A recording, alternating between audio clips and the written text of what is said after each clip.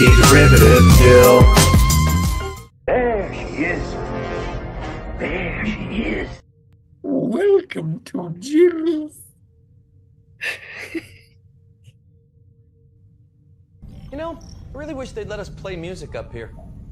Make these long trips go by a lot faster. It's against regulations. Yeah, I never understood that. They just don't want us having a dance party when a proximity alert goes off. See, that's a dumb reason. Because we'd already be on our feet, ready for action.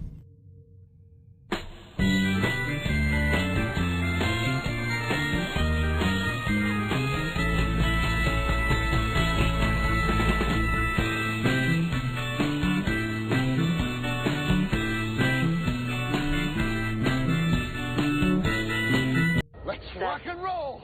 6. Greetings and felicitations. As your body grows bigger, Your mind must flower. it's great to learn. Because knowledge is power. Hello and welcome to another shore leave adventure here on the Anti-Derivative Jill channel.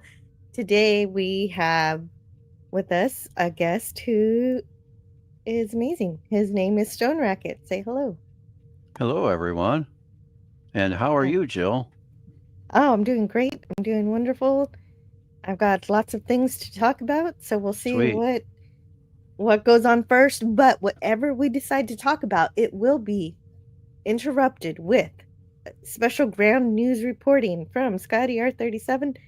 He's going to be sending both pictures and audio messages. So he might talk to us a little bit, like he might send us a voice recording. Okay. So far, we've got 2 pictures. So Scotty R37 is in Toronto at the Toronto Film Festival. And his main objective there is to visit the Criterion Closet. And we can now show you the closet that he's going to go into. And first, he wants to show us this. Tatiana Malzani, Canada's Walk of Fame. I didn't know Canada had a Walk of Fame. Well, now we know. Yeah. Did you know? No. Mm. Yeah, that's really cute. And of course, she played She-Hulk. I wonder what else she did. Like, that's all I know her for. I'm sure she did other stuff. Anyway, of course, he would send a picture of that. Yeah, of course. And then we get to see the closet itself. Are there monsters in the closet? Oh my goodness, it's a van. Hopefully there are monsters in the closet, because that's exactly what Scotty's looking for. He wants the Godzilla set. And it costs a little extra, so we'll see. Oh my goodness. Yeah, I've got that. In fact, I can share a picture of that. Oh, sure. Later on. Let me get it ready, but go ahead and continue. Oh, Jill, there's words. There's words encroaching on my Stone Racket space. Okay, let me fix that. No, I think we could do this, and that way. See? Oh, that's much better. I like that. And hello to everyone in the chat. I was there early on. And I was number 2. But now I'm no longer number 2 because I guess when you leave the chat, you lose your place. Because Franco Walker, of course, was number 1, and then I was the second one to chime in on the chat, and that made me number 2, and so that's why I referenced Leo McKern and The Prisoner. Now Franco's number 1. Yeah, Franco's always number 1. He's perpetually on YouTube, stalking Anti-Derivative Jill's live streams. Or monitoring Anti-Derivative Jill's live streams. He does that to Mr. Brown too. So any channel that he follows is the lucky Lucky. Yeah. Now, Mr. Yeah. Brown, he has Leonard Nimoy as Spock as his avatar, right? Is that right? That's right. Yeah. Yes, that's correct. He does.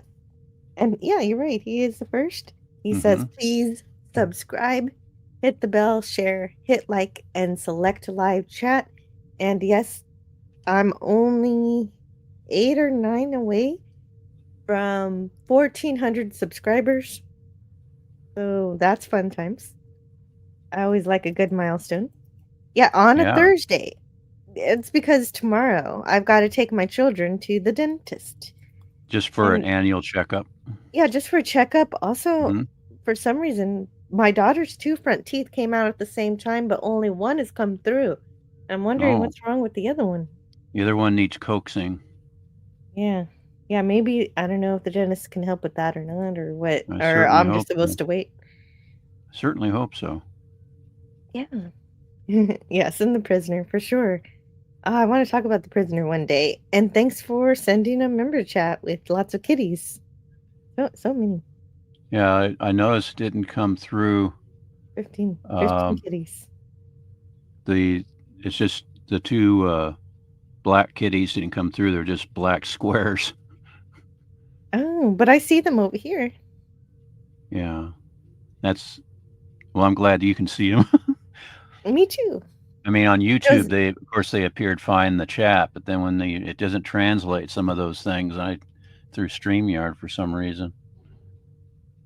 Yeah, StreamYard doesn't pick up everything. Hello to Joe's Atmosphere. He says he's leaving a drive-by like and share.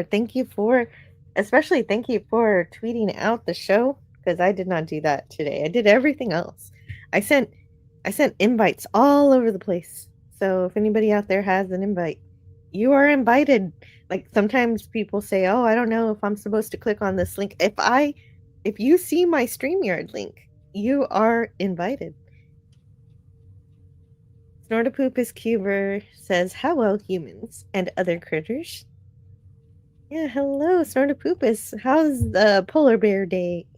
Polar bear world. I don't know. It's not polar bear day. I'm sure there is a polar bear day. There's a day for everything. Yes. Hello to DJ Playnice. Yeah, good to see you. And he always lets you know what to do if you're in trouble and you need someone to chat to. Well, DJ Play Nice is a superhero. He is. I think I agree with this. Okay, and also Cynthia Whitbeck. Good to see you. Cynthia? I'm not familiar with Cynthia Whitbeck. Oh, she's very special. Swift -1. Matt G is here. Hello, Matt G. Oh, Franco says there might be some times that he goes quiet because YouTube hates him. Oh, no. Oh, no. Someone wake up, Jill. That has happened before where I slept through my live stream. That was a sad time. You slept through? Yeah, I think I did one time. Oh, my goodness. It only happened once, though. Alan Trioscillator is here. Wonderful. What's going on, Alan? That is such a fascinating name. I like that. And he has a neat avatar. He made it himself, too. Cool. Lemon pie. Good morning, Jill. Stone Racket and chat. Stone Racket is here. How about them apples? Yeah, how about them apples? Yeah, that I actually use that phrase in real life occasionally because I'm keeping up a tradition. Because my father would say that, always kiddingly, of course. He would joke around, and my uncle as well, my father's older brother. And there's other things that I keep alive that are phrases from my dad. some a little, with a colorful metaphor there. But if I forgot to close the door, my dad would say I left my tail outside. You know, my dad, he was he was the type of man that you didn't really want to mess with, and so he could get away with certain things. He'd be in a hardware store or a department store, and if his order wasn't ready, you know, something he had ordered, or if something was, you know, not stocked, he would always say, "Well, I thought you bastards told me that would be in today." He'd just throw out the word bastard casually as a term of endearment, but he could get away with that. I don't know if I could.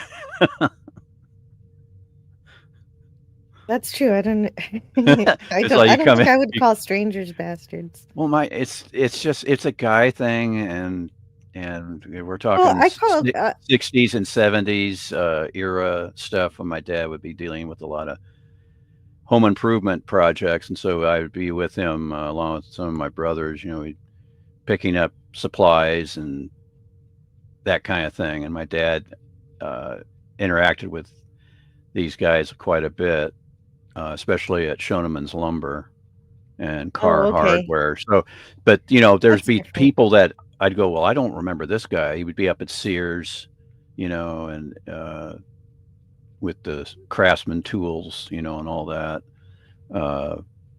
And there'd be people I didn't recognize. My dad would still drop that B word.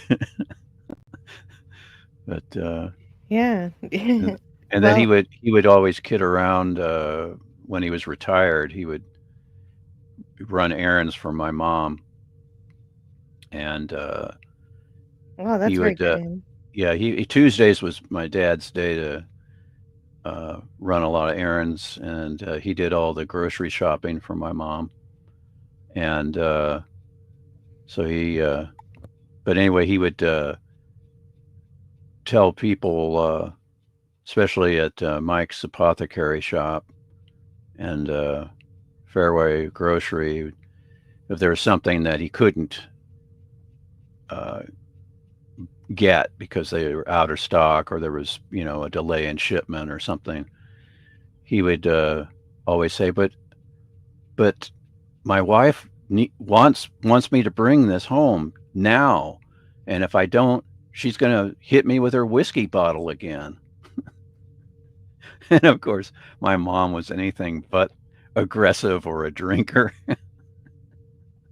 And so she would always get upset at my dad when Yeah, yeah. I wouldn't want anybody he to would think I relate wasn't. that. And of I course, didn't want. Yeah. my mom's name is Betty, and my dad Bob, and so my mom would always go, "Bobby, will you quit saying that to people?" Yeah, I'm not a violent alcoholic. Yeah, they're gonna think I'm an alcoholic and I'm, you know, abusive, stuff Yeah, like right. Okay, so DJ Play Nice says leaving the door open got me. Were you born in a barn? that. I didn't get that at all at first. That I have heard. That may have happened to me in the past, because that rings a bell, but that goes way back for me when I was a wee lad. He knew I was born at a hospital. I didn't have appreciation for the air or the humor. So, if anybody has anything that they want to talk about, anything in the news or anything in the past or anything that any pop culture stuff in the chat or Stone Racket, that's what we want to talk about today. While we wait for Scotty's next report, I'm excited to hear the ground news report. Alan Trioscillator says, "Thank you.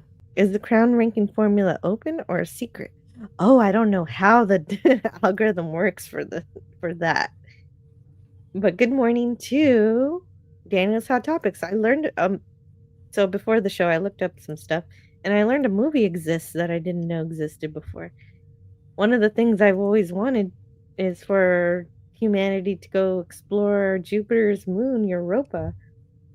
Apparently, is it really a movie? I'm not sure what this article is. It says Europa Report, Stress and Sincerity in Space Exploration. So I want to know, is that really a movie? Because this article is a little bit confusing. Yeah. Oh, okay. It's from 2013. Yeah, it is a movie. Okay. An international crew of astronauts undertake a privately funded mission to search for life on Jupiter's fourth largest moon, which is something I would like to be done. Although it only gets 6.4 out of 10, but that doesn't mean it's bad. Some people just don't appreciate good things. It doesn't look too bad to me. I'd give it a try anyway. A NASA docudrama.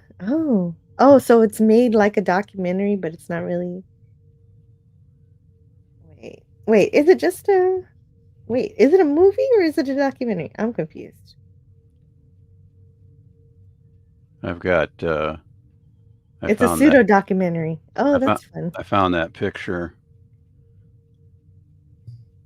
Oh, okay. Well, we'll bring that up in just a minute. I want to get a clear understanding of this movie. Is it? Okay, Did so you it's say just what's the name of the movie again? I was distracted trying to get this picture. Europa Report. It looks like it's a pretend documentary, so Oh, okay. it plays like a documentary, but it's pretend it's a movie. It's not a movie. pseudo documentary. Yeah, exactly. And okay, here's one review of it that gives it a 6 out of 10. A mildly scary film, which should have been terrifying. This is from IMDb. Here's some context for you. It is a tiny, tiny ice ball located 390 million miles away from Earth. It has essentially no atmosphere and a temperature of minus 260 degrees Fahrenheit, 100 degrees colder than Mars at night. It's one of the most dangerous places in space with a radiation level 1,800 times that of Earth on its surface. As it's been pointed out before, sending humans to this moon without extreme protection is suicide. I think this film could have captured the sheer terror of deep space, the deadly environment of Europa, and the possible deadliness of whatever creatures it may or may not contain. If it ditched the found footage motif entirely. I never liked the found footage format. All right. Okay. Oh, it's a found footage thing. Okay. It's like watching a YouTube video of the scary thing instead of being in the scary thing. Oh, okay. I can see why that's not fun.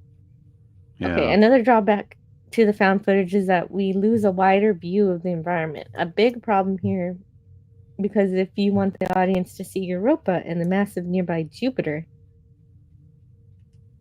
Yeah, right. If you watch a movie about Europa, you're definitely expecting to see Jupiter. And if this is missing that, I don't know. I'd still be interested to look at it. Yeah, okay, DJ Play Nice has seen it. Europa Report is pretty okay, but only okay. It should be a lot better than it is, I think, because that's we're hot on the heels of actually doing that in our near future. Okay, so now I'm ready to show off Munsters.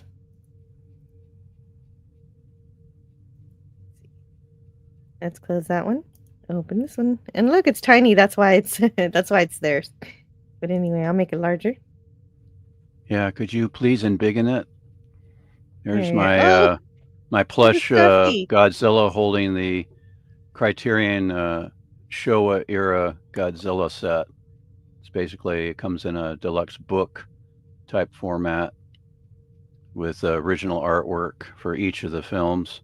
And the Showa era is from 1954 to 75, so it covers all of the Godzilla movies released during that time period.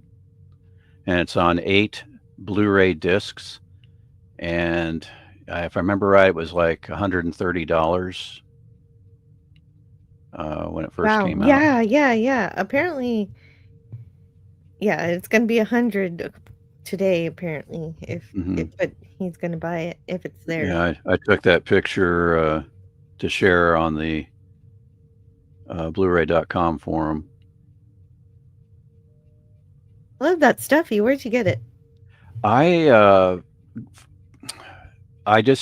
went to Amazon because I was trying to remember. I just said, hey, I want to find a plush Godzilla, doggone it. And I think it was after I saw the 2014 Monsterverse Godzilla, directed by Garth Edwards. I think it was back then. And I went and found it on Amazon. And I just ordered it through Amazon. And I call him Big Daddy Godzilla because he's so much bigger than all of my Godzilla action figures. Nice. I like it. It's cool. And yeah, of course the physical media is awesome too. And hello to Wallace Ling.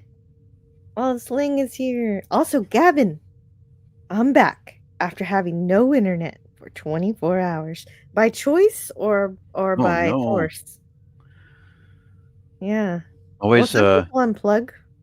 Yeah, I have my phone and I have my cellular connection in case my internet goes out, and it has gone out because idiots working down the street cut through the line, or that kind of thing has happened. And I'm in an older part of town, and so sometimes components age out. They have to replace things. We got to check the junction box. So it's like, okay. And that's why I can't have high-speed internet, because I'm dealing with copper wiring. I'm going, well, doggone it. Why don't we get things, up to snuff here? It's the 21st You need better century. Infrastructure. Yeah. It's like, I live in a older condominium complex, and they don't want to upgrade. Daniel's Hot Topics is really sweet today. He's saying this is a much better day, and it's great to spend time with all of you. I feel the same way, Daniel. It's Thrilling Thursday. Yeah. We get it's definitely thrilling to be streaming on a Thursday. It feels like a Friday now. Yeah.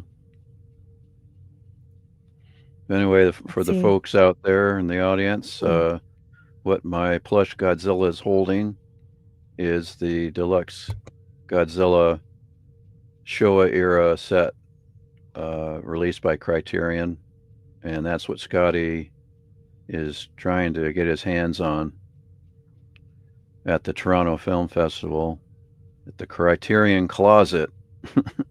He'll be in line no sooner than an hour from now. Yeah, less than an hour from now. So basically what that picture revealed, if I'm not mistaken, is it's not a closet, it's a van. Or is that just oh, go ahead. It looks like a closet on the inside. Oh. With all the Blu-ray selections on bookshelves. I mean, yeah. Well, excuse me, shelves. Yes. Yes, and hello to Jedi Master, Lost in Space and Sci-Fi Classics. Welcome home, and hope you're having a good day. Where was that guy when you were discussing the obsolete man? He was out. He was on a family trip. Oh, a family trip. Okay. Yeah. For a family lost obligation. friend. He lost his friend, his best friend. Oh, that's terrible. Yeah, it is terrible. Sorry to hear that. And then he visited family and everything. Yeah. Understood. Mm. Yeah, I didn't watch the stream. I was just going through, and I saw that you had to do 2 great episodes solo. And I was like, I did. What? So Obsolete Man, what was the other one? I did 2 episodes on my own, that's right. Yeah. I did. You're right, The Obsolete Man and Will the Real Martian Please Stand Up. Those are 2 great episodes. I for shame, I should have been there. Oh, well, you've been, getting busy with other things, which is good too. It's good to not spend all your time on the internet, even though I like spending a lot of time on the internet. Yeah, Yep. they cut through our cable too. Yeah, they do that a lot. They did Mm. that. I don't know how many times when I was still working at the university hospital. Everybody lost their internet and their cable, and then one time at the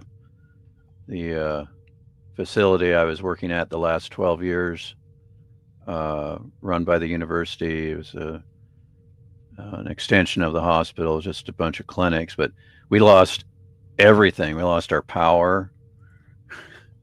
it's like what the heck's going on? Oh, they cut through a line. I only have the original Godzilla movie from the 50s on DVD.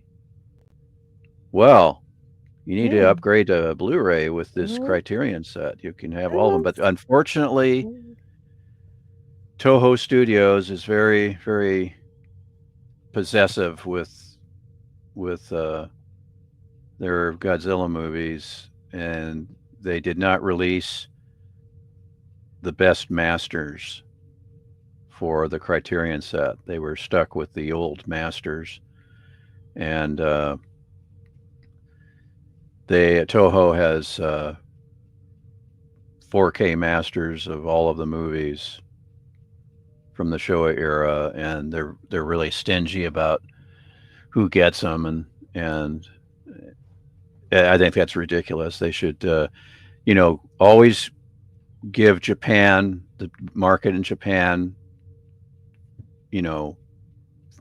just when they release the top grade 4K Blu-rays of the Godzilla movies. It's another thing let Japan have it for a year, and then let everybody else have it. Isn't that what they normally do? Is things are released in Japan, and then that way the Japanese market can benefit from it, and then for the U.S. And I think the reason why they do it that way is because people in Japan want the U.S. releases too. Yeah, it's just weird. It's just they don't want people. They only want their countrymen to have the best copies on home video, and it's like, so what does that force us here in the States? We order it from Japan. It's like we're second-class citizens. Oh no. Well, we're not citizens at all. But anyway, Gavin Blackburn says, everybody loves Godzilla. If I want my town destroyed, I want it to be by Godzilla. Yeah, I don't think I would be as mad. I got home insurance. I don't know if it covers monsters. It covers monsters. Do you have you have flood insurance, but you need kaiju insurance? Yeah, right. That would be a special occasion. Covered by acts of God? Godzilla? Franco Walker says it's a thumbs up Thursday. Hit like, folks. Thumbs up Thursday. That's got a certain ring to it. Clever. Old Man Bird is here. History shows again and again how nature points out the folly of men. Godzilla! Go, Godzilla! Gavin says it's nice to see Stone Racket back, isn't it? Oh, that's well, thank you. I've been away for a while, and things are better now. So, hey, that's good. Does anybody know this song? DJ Plainus is sending it to Old Man Bird. I don't think I've heard it before. It must be about Godzilla. Mm-hmm. Was always my favorite line. BOC. He picks up a bus and throws it back down as he wades through the buildings towards the center of town. Fun. I just recited it though. Yeah, I don't know all the lyrics to to the Blue Oyster Cult Godzilla song, and then there's also that animated series. I think that had a song as well. Okay, so looks like we have another guest here. Hello and welcome to Jedi Master. And a mic check. Oops. Hello? Are we doing mic check live? What's happening? Testing, testing. Okay. I think I'm good. Can you hear me? Okay, Yes, great. You got, yeah, great. I figured can popping Godzilla's my thing too, as I can hear you, but I can't see you. No, I'm just kidding. ha. Yeah, do you have that Godzilla set, the Criterion? No, I don't have the Criterion set, but I do have my pirated set. Yeah, I have. There was a really good set released on DVD. It was a Godzilla collection. It was a legit release here in the States, and I have that. But then some of the movies I also got on bootleg from a place called Monster Island, I think. I think they were out of Chicago, if I remember right. And I got the original cut of Godzilla versus King Kong, or King Kong versus Godzilla, and one of the other ones that was all butchered. Yeah, that's that looks Godzilla familiar. versus the Astro Monster. Yeah, which of course Monster Zero is is King Ghidorah. Yes, but everything on here is zero as a number. Yeah, I saw it on Dale Dorman's Saturday night. I think it was Saturday night when I was in Bridgewater, Massachusetts, when I watched this one with my buddy. This is back when you were a kid. Oh yeah, that was many moons ago. Oh yeah, I explained yesterday on Jill's member stream that my first Godzilla viewing experience was when it was back in probably 63 or 64. A local channel would show movies in the afternoon, and they had the American version of Godzilla Raids Again, which was called Gigantus the Fire Monster. Yeah, and I think George Takei was in that movie. Oh, cool. Takei. George Takei. Might be, don't quote me on it, but I swear he was in Godzilla's Raids Again. He was one of the guys flying one of the Zeros or whatever they were flying. Yeah, they did additional footage and really cut things up like they did with the original movie by inserting Raymond Burr and having body Godzilla doubles. King of Monsters. Mm-hmm. Yeah. But you know what? Watching the Criterion disc with the commentary, the fellows on the commentary said that, yeah, you can deride the American version of Godzilla King of Monsters, but that was the version that made Godzilla popular worldwide, because that was the one that was distributed throughout Europe and the rest of the world, and made it a phenomenon. And so what about my age, Stoner? I'm going to be 66 next month. Oh God, I'm not the oldest for a change. DJ Play Nice mentions Blue Oyster Cult. Okay, so the lyrics are from the Blue Oyster Cult Godzilla from 1977. Yeah, I love Go that. Godzilla. They played that under the King of the Monsters, the second one from the series, the new Monsterverse. They played that song at the very end of Godzilla King of Monsters, which I actually like the Monsterverse. People, I do too. I get shit from it all the time, so it's so cheesy. But that's what I liked. Giant monsters fighting, not a bunch of blah blah blah blah blah. Yeah, especially the last one. I thought it was funny as heck. I thought it brought me back to Creature Double Feature, that last one. Yeah, It's You were right about George Takei. He provides a voice in Godzilla Raids Again, 1955. Uncredited. Oh, for the for you mean for Gigantus the fire monster, the American version?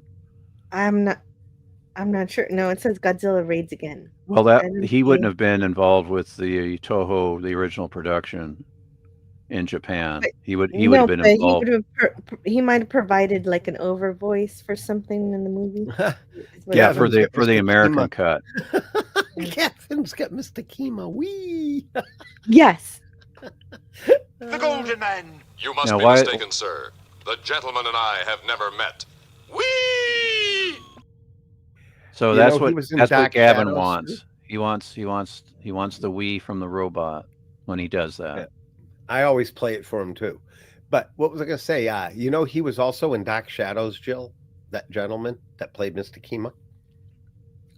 That's just a little tidbit of pop culture. That's pretty cool. Bubblelandia's here. Hello, Bubblelandia. Insurance companies wouldn't accept any claims of active science, even though he came from atomic exposure. That's right. He's definitely product of nuclear experimentation. Hey, Wallace, great to see you. Every Godzilla movie from Gojira right up to -1, says Gavin. I loved Godzilla -1. I thought that was stunning. It was so well done. Yeah, I hadn't seen it yet, and I was on a member stream with Culture Casino, and he had already seen it. So I asked him, I said, so what you're saying is Godzilla -1 is the Citizen Kane of Godzilla movies, and he agreed with that assessment.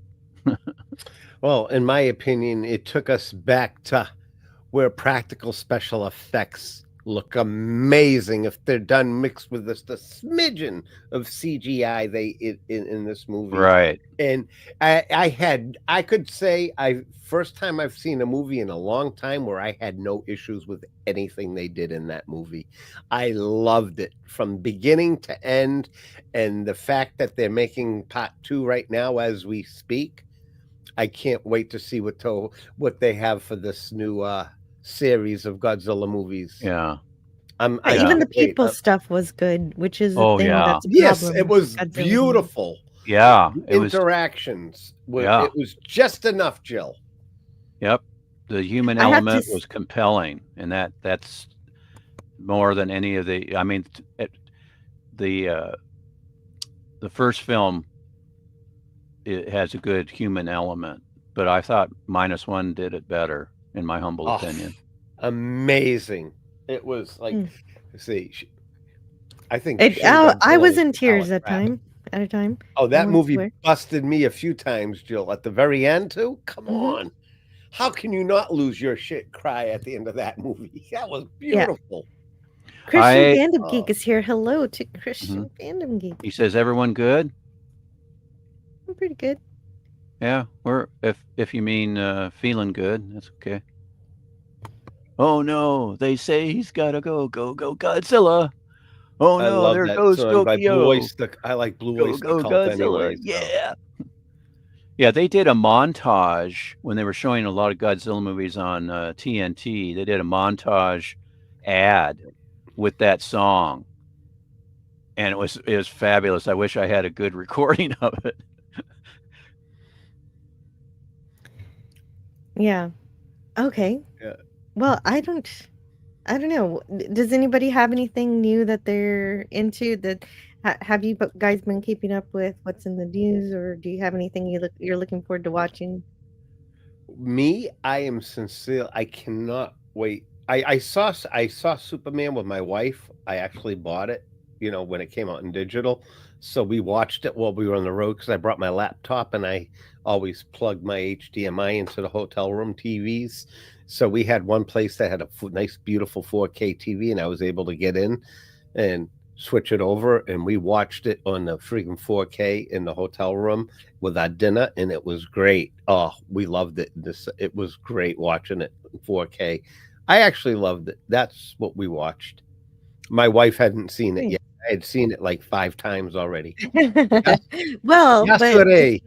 it's not official until you watch it with your best friend. No. Yasu Greek letters Larson says, I believe that even Doomcock is a fan of Godzilla -1, but he wants to watch only the black and white edition. Isn't that the edition where it's not completely black and white because it's still blue? He's still blue when he I have all 3 versions. I have all versions of it. I have the English one's on Netflix anyways, the dubbed. So if you want to watch it dubbed, watch it on Netflix. But they have the ones I bought digitally were bought off of, I got the black and white version, and then I got the regular Godzilla -1, all in Japanese, no English. It's dubbed in English, and I loved it. Even the dubbed in English, where you have to read that the emotions from the characters was so intense, even in the original Japanese. When you watch it and read the English subtitles, that's the first time I saw it, was with the English subtitles, and it is they nailed it. I'm just saying.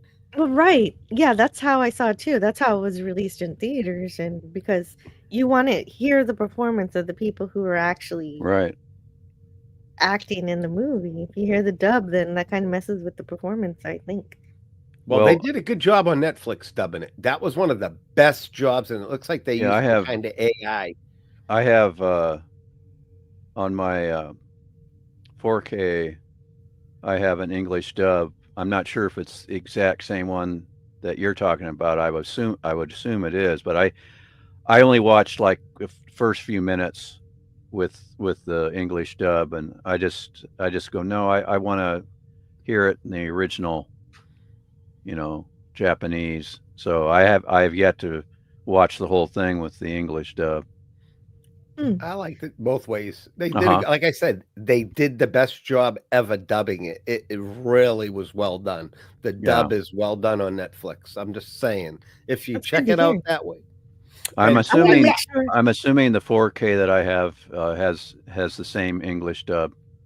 I'm pretty sure. If I was a gambling man, I would say it would be the one, because Netflix, like I said, I enjoyed it. My wife enjoyed the dub, and I personally like it in the Japanese. With the English subs, I do. It just gives you that feeling, the authenticity of it. Right. I just like even the classic Godzilla. I'll watch it with the English subs because I just get that good feeling without the Raymond Burr in it. I just love it. I mean, give it to me every day that way. It don't matter. Do you have the Criterion 4K of the original? No, not the 4K. No, not yet. Yeah. No. Yeah. It's awesome. I don't really have 4K yet. Hello to Booger 414. I like that one. Yeah, I know that's not what his name is from. I know WKS. You just have that. Oh God. And hello to Greek Letters Larson. Yeah, he said Yasumangas to me. He called me Mangas. Yeah. It's a Greek. It's like saying that. Yeah, it's like how you say talk to your friends in Greek. Yasumanga Jedi Master.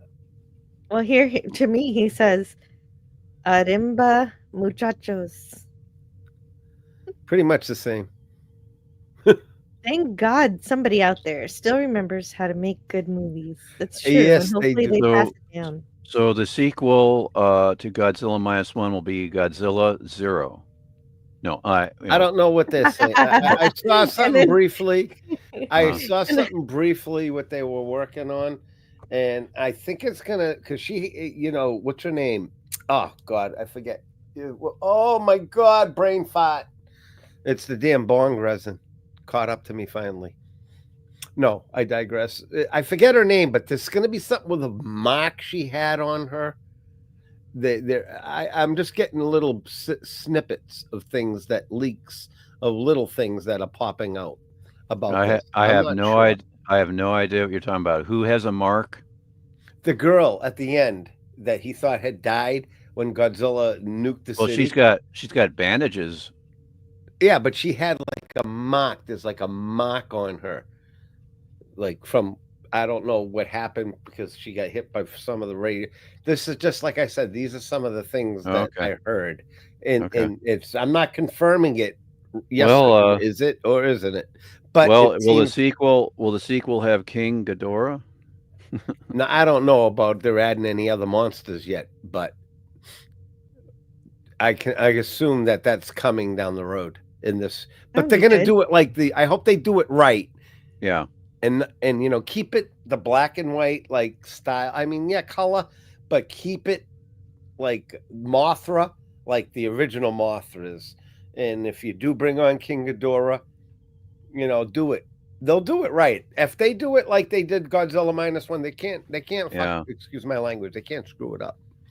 I wanted to say that I was thinking the exact same thing, Gavin, when Stone Racket said in the original Japanese. I was thinking, I'm waiting for the original Klingon version of Hamlet Godzilla -1 and King Lear in the original Klingon. No. How would it say Godzilla in Klingon? With -1. He sent a super chat. He sent $1. Yeah, he sent $1. $1 from Matt G.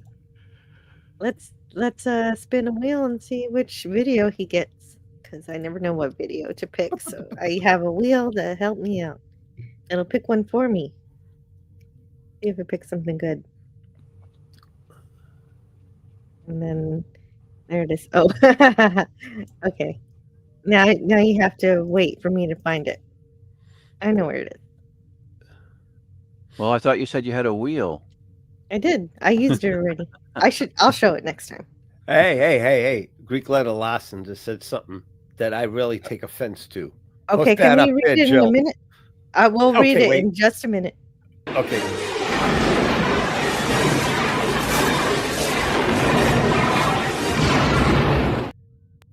What do we do?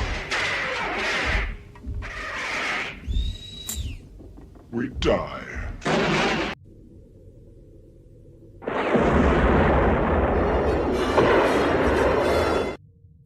What the hell was that? What the hell was that? The Last Starfighter.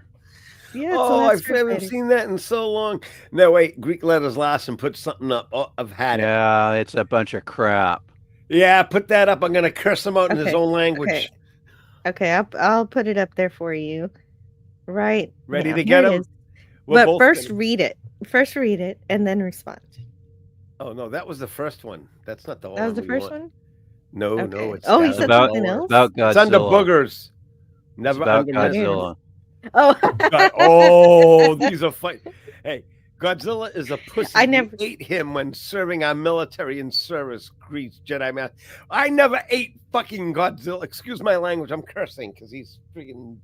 We never ate Godzilla, and that's not pickled.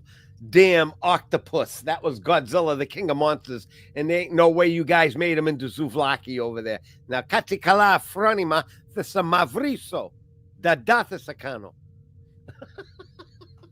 Yeah, well, what do you think of them apples, fella? You definitely bring something unique to the channel, Jedi Master. What? Jedi Master must surely know that the excess frozen meat we got served in the military camps was classified as Godzilla. Godzilla Gyros? Says Max Red. Oh, here. Oh, hello. Gyros. Gyros, yes. Excellent. Gyros. When they call them gyros, because I asked, we had a gyros shop, and I asked the gentleman that ran it. I said, what's the actual the correct pronunciation? And so that's how I learned it. I learned it when I lived over there for 5 years. Yeah, even better. Well, if you didn't talk right over there, they wouldn't talk. I had a friend that was in the Greek army for 3 years, and he didn't speak English to me until after the second year I was there. That jerk made me speak Greek for 2 years. I swore at him. Anyways, let's get back on topic. I'm all over the place. Oh, being all over the place is exactly what Shore Leave is all about. So you're right on track.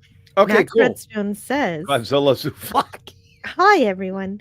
Is this a pitch meeting for Godzilla Balls? No. It's the latest studio film where Dark Helmet and Godzilla team up to finally steal the oxygen from planet Druidia.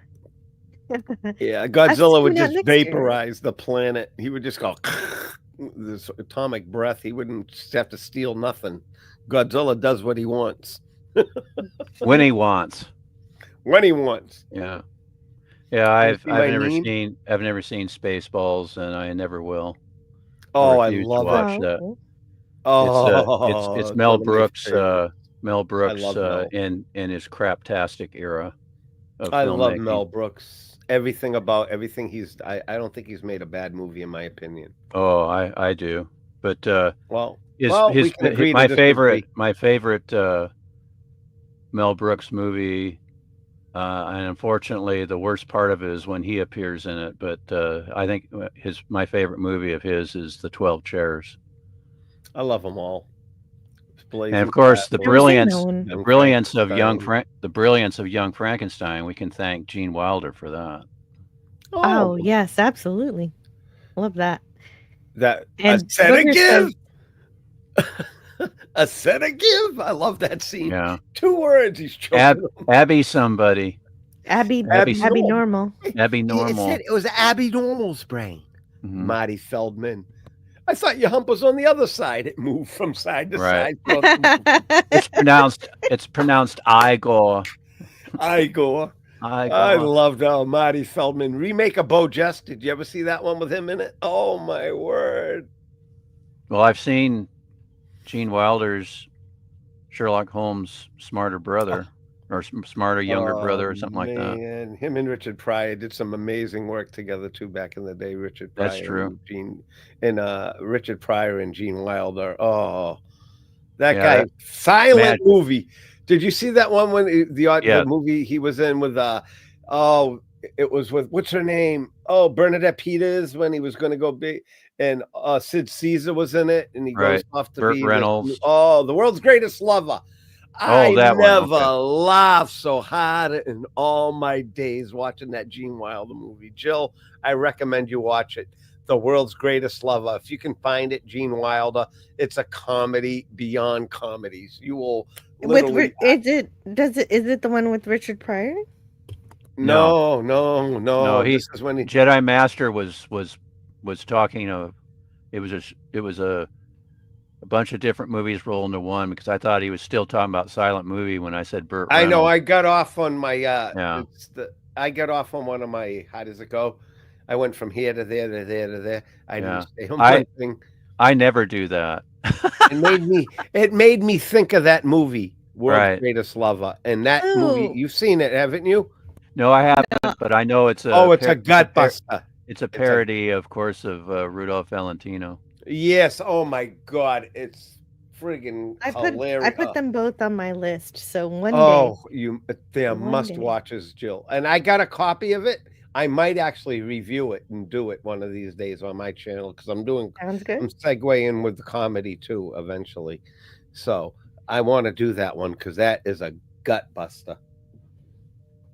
Ben Frail says lizard kebab, which reminds me that I finally tasted alligator for the first time. It was fried, and it was yummy. Did you have it in peanut oil with seasoning on it? I'm not sure. I had it at a Louisiana a restaurant that says it was a Cajun restaurant, and DJ Play Nice says, "I thought you said Godzilla." Tsubaki. And man, you guys keep talking shit about Godzilla. I'm gonna send them to your neighborhood. Philip Gaming is here. He's my favorite Krill, who wasn't a Krill on screen, but he was hired to be a Krill on the Orville, but also he was hired to be a Vulcan on Star Trek Picard season 3, which I think he did appear on that. But he was supposed to be a Ferengi, but the main Vulcan was a whiny little whatever you want to call him, bad word, but he's just whiny, and he was like, I don't want to be a Ferengi, and because he was supposed to be the brother of the criminal Ferengi, and so whatever. I think it would have been more fun. I want to see Philip Gaming in Ferengi makeup too. And Ben Frail says Malacca. Booger 414 said we had a local place that spelled it Euros. There you go. So we would, so as Yanks would pronounce it right. I will never pronounce it right. If you ever spelt it like that in Greece, they'd probably stick one of the suvlas in a place where you wouldn't like it. You would insult their language like that if you wrote it, because but it's so they are specific. I mean, when I lived in this village, they wouldn't talk to me until I could actually say a few words in Greek. They were that way over there. I didn't walk around with a book. We had classes, so I had a little bit of a knowledge of the basics. And I'm telling you, you went into a place and you insulted their language, they would really. It's like in our country. I mean, how is spelling something phonetically an insult? No. If you were to I'm just saying, if you were like to. There's a word that they would use for that. Corridevis with them, with their language or something. I didn't know. Spelling it phonetically, is that how he was he trying to explain that's how he learned how to say it? He said a restaurant actually spelled it that way, so we would pronounce it correctly. The restaurant spelled it that way? That's what I thought. A real Greek. Was it a Greek restaurant and they did it that way? No, I don't think so. A Greek restaurant would never do that. They would not the Y-E-E-R. No, it would be insulting to them to see that. Note to self. Note to self. Yeah, but that's not how you. It's not phonetically really spelling it. It's just taking the word and chopping it up so you can say it. But if you ask, if I don't know, it's just me because I lived there for so long. Greeks are against learning. Not saying they're not against learning. I'm just saying if you were to put that in a restaurant on the menu, gyro, and the Greek person walk in and saw that, they would take offense to that probably. So they don't have a sense of humor? Because when I go to a Japanese restaurant, they teach me how to say "you're welcome" by saying "don't touch my mustache," and that's how I knew how to say "do dastumasu." Americano. Note to self: never travel to Greece. I know I'm gonna mess up. I'm gonna make someone mad. No, you won't make someone mad, Jill. I'm just saying you wouldn't spell Y-E-E. You wouldn't. That was on a restaurant wall and like on a menu. People were coming in and seeing it. I'm just saying if you asked pronunciation or something and you tried it, they wouldn't. You're not trying to be insult. That.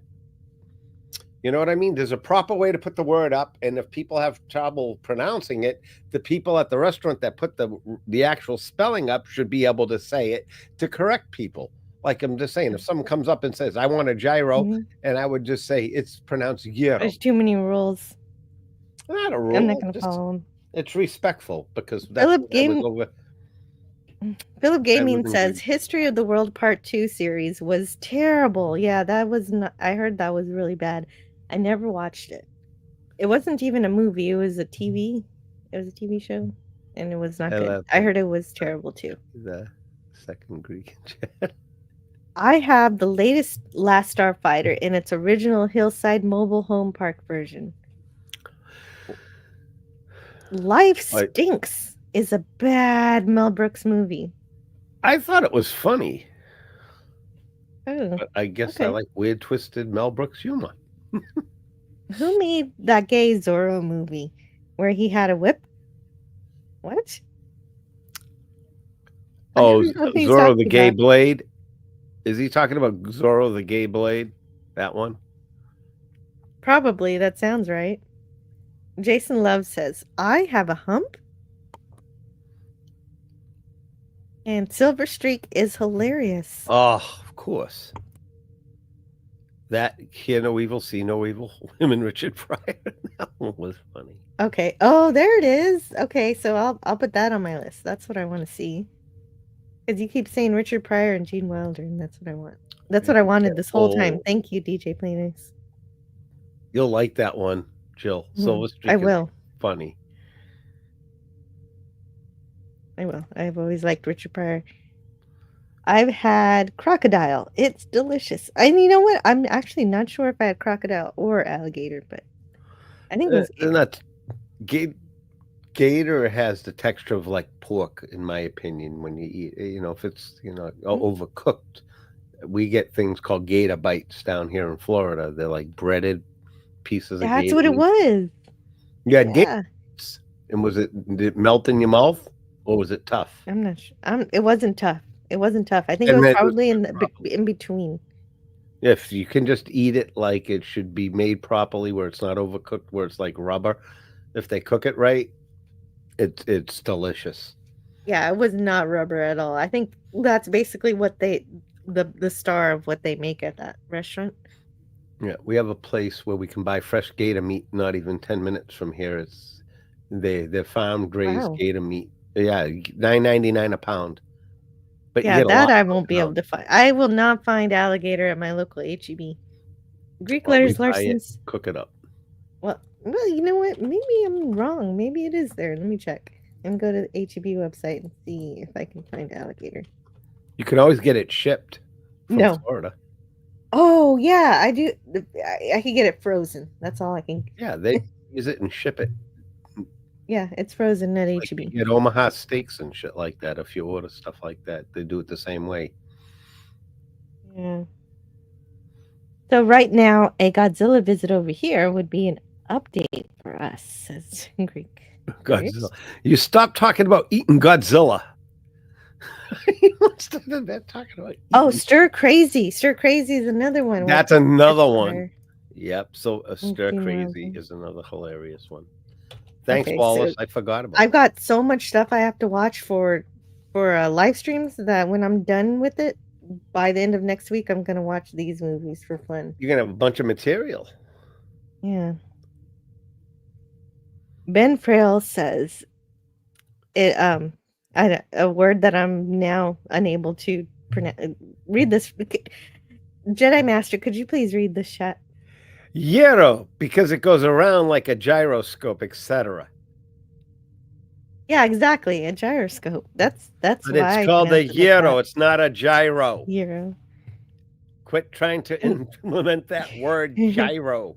Yeah, but I'm with you, Ben Frail. I'm with you. I'm gonna just not say that word this entire live stream. Hello to Sentai Ranger Donnie. Hello, Joe, Jedi Master, Stone Racket, and all. And happy Star Trek month.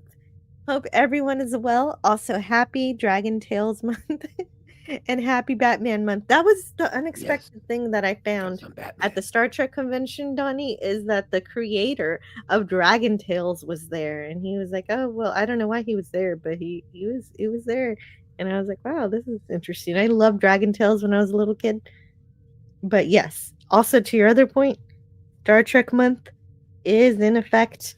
It starts for me on Saturday, the 6th, because that is the very first time Star Trek aired on television, and it aired in Canada. So it is Canadian Star Trek Day on September the 6th, and we're going to talk about the Next Generation episode, the very first episode of Star Trek The Next Generation, Encounter at Farpoint. Because Gene Roddenberry and DC Fontana made it, and it was Bob Jessman and everybody. So great opener. I think so too. I think a lot of people don't like that episode, but I love it too. Blasphemy! I know. I'm gonna have to stick up for the episode. I will be in the chat that day, probably. Awesome. And watching. Yeah, and I'm gonna have it early in the day. It'll be at 11 a.m. like my normal show times. Oh, cool. That way it will be easy for me to participate. I mean, to be at least watch you talk about it, because I love Next Generation. Everything about it is like, if I like the classic series, but this is going to be fun to do a counter at Farpoint when they first meet Q and all that good stuff. Oh, it's great. Yes, that's another reason I want to talk about it, because Gene Roddenberry invented Q, and it's a great.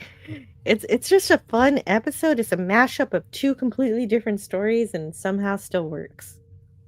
Yeah, and some people don't like it, and I don't understand why they don't like it, because it really introduces all of the characters properly. You know what I'm saying? It really sets the table for the whole series into the movies, and to not like it. I'm not saying people, to each his own, but I didn't find anything wrong with it. I've seen it a gazillion times, both parts of it, and I find it excellent, and the way the pacing of it and everything. Yeah, I loved it. Mm-hmm. Yeah, I agree completely, and we'll talk more about it on Saturday. I want to save that one for Saturday. But yeah, if you wanna, yeah, no, and I love the jellyfish. Philip Gaming says, I'm going to have to learn the rules of acquisition. Well, to help you out with that, I put the link in the chat there, and it has all the known rules of acquisition. Saturday night, my new puppet will be making its appearance on the Cotton Council that I picked up when I met my friend, one of the guys from the Cotton Council. He's Gator the Goblin. We met in Hampton, New Hampshire. We had lunch together, and I purchased my new puppet. He had finished for me, and we met my wife. He met my wife and my dog, and we had some fun on the beach, filming a couple little funny things.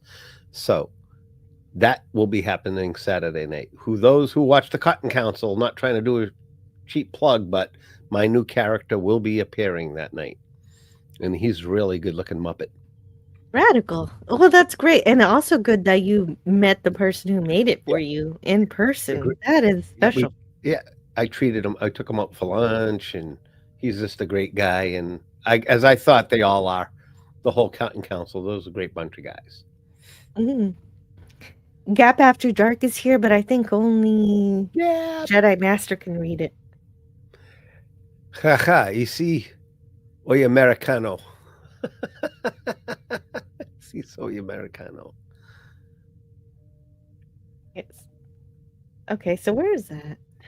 I'm a little bit mixed up in the chat here, because I like to find where I am. Looking for your stars. You know what that's about.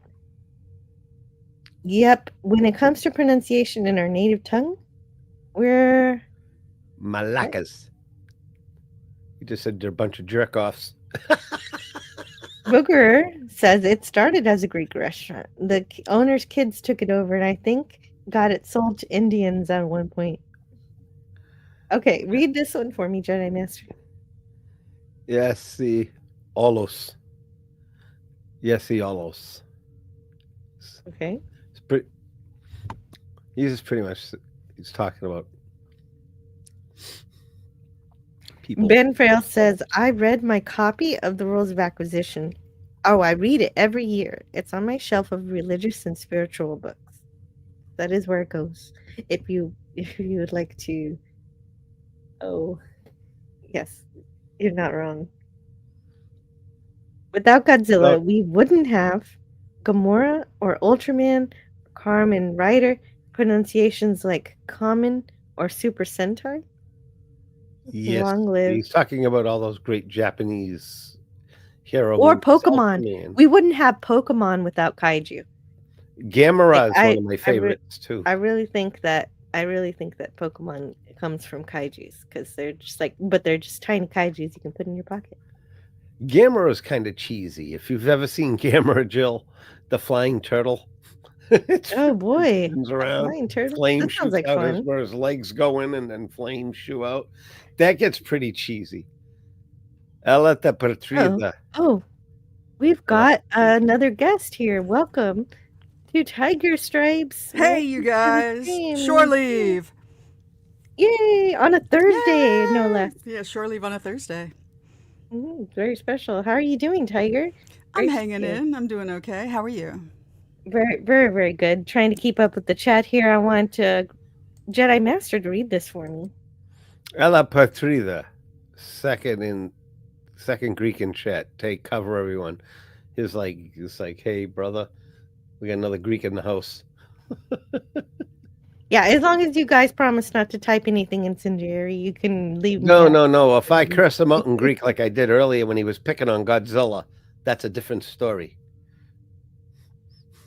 Oh, Ben Frail says Indian pizza is moderately popular here. It's not bad. Just Indian with toppings from Indian dishes instead of more normal pizza stuff. Hello, Tiger Stripes. How are you? Hey, I'm good. How are you? Not too bad. Welcome back, Stone Racket. Indian pizza sounds a little bizarre, but I have an It open does. mind. I'm just trying to think. Do I want curry on my pizza? No, I was just. Or Jill, get out of my chicken. head. You think? Maybe pieces of curried chicken. No, I wouldn't want that. I want pizza to be pizza. Peace and love is here too. Wow. Starlight, Starbright. First star. Jason Love. I wish I may. They had this place in Greece that made stone. They had the oven with the wood-fired pizzas, and they had this one pizza with garidas on it, with shrimp. That's called garidas in Greek. Shrimp, and oh my God, it was to die for, that place. I used to go there every so often. The actor John Turturro has a story that he told on one of those storytelling sites. The people who do that. I wish I could remember the name. And it's such a beautiful story. It's such a beautiful story. But there's prominently in the story a wood-fired pizza oven, and it's really an important part of the story too. So I loved him in The Bronx is Burning as Billy Martin. Everybody, I don't know if anybody's ever seen that. John Turturro, probably one of his best acting jobs in that movie. And also, I liked him in The Batman, playing Falcone. He was real. I thought he was amazing in that. I love him in everything. I'm a big John Turturro. But what is it? Is it The Moth? I think it's The Moth. That's the storytelling, organization that brings people together to tell their stories. And sometimes people tell fictional stories, but often people tell real life stories, and I believe this is a real life story. So if you can, The Moth, John Turturro, it's really worth listening to. It's so funny and poignant and touching and just, I don't even want to try to synopsize it because he should tell it himself. Greek letters. But wait for it. When everything seems really dark in that story, keep waiting for the wood-burning pizza oven. Greek letters Larson, you leave my Godzilla alone. You are not eating him. He will fry Athens. You'll be the souvlaki. He'll be picking you up with his little short arms and eating you off a stick like a souvlaki after he's done barbecue in Athens and Thessaloniki. Not so sure why the Greek people want to eat Godzilla so badly. I don't know. I think that individual needs a timeout. I think, but not for real though. Nobody time. Is Greece an island? Is Greece an island? No, it's a peninsula. No, a peninsula, not an island. A peninsula, close to being an island, because island culture is always will eat anything. Well, that's island culture. The Cyprus off the coast, of course, and Corfu Island, and of course Mykonos, and all those places, of course. The Greek islands. Yes, Helleniki. Island culture. I stand my ground on that. I lived way up north. I lived way up north in Greece in the villages called Yanitsa and Perivolaki. That's where our detachment was back in the 80s. Well, that's cool. Interesting. Was it really beautiful? Was it nice? Off the base it was. Off duty, yeah, great. But when, it was a job. Mm-hmm.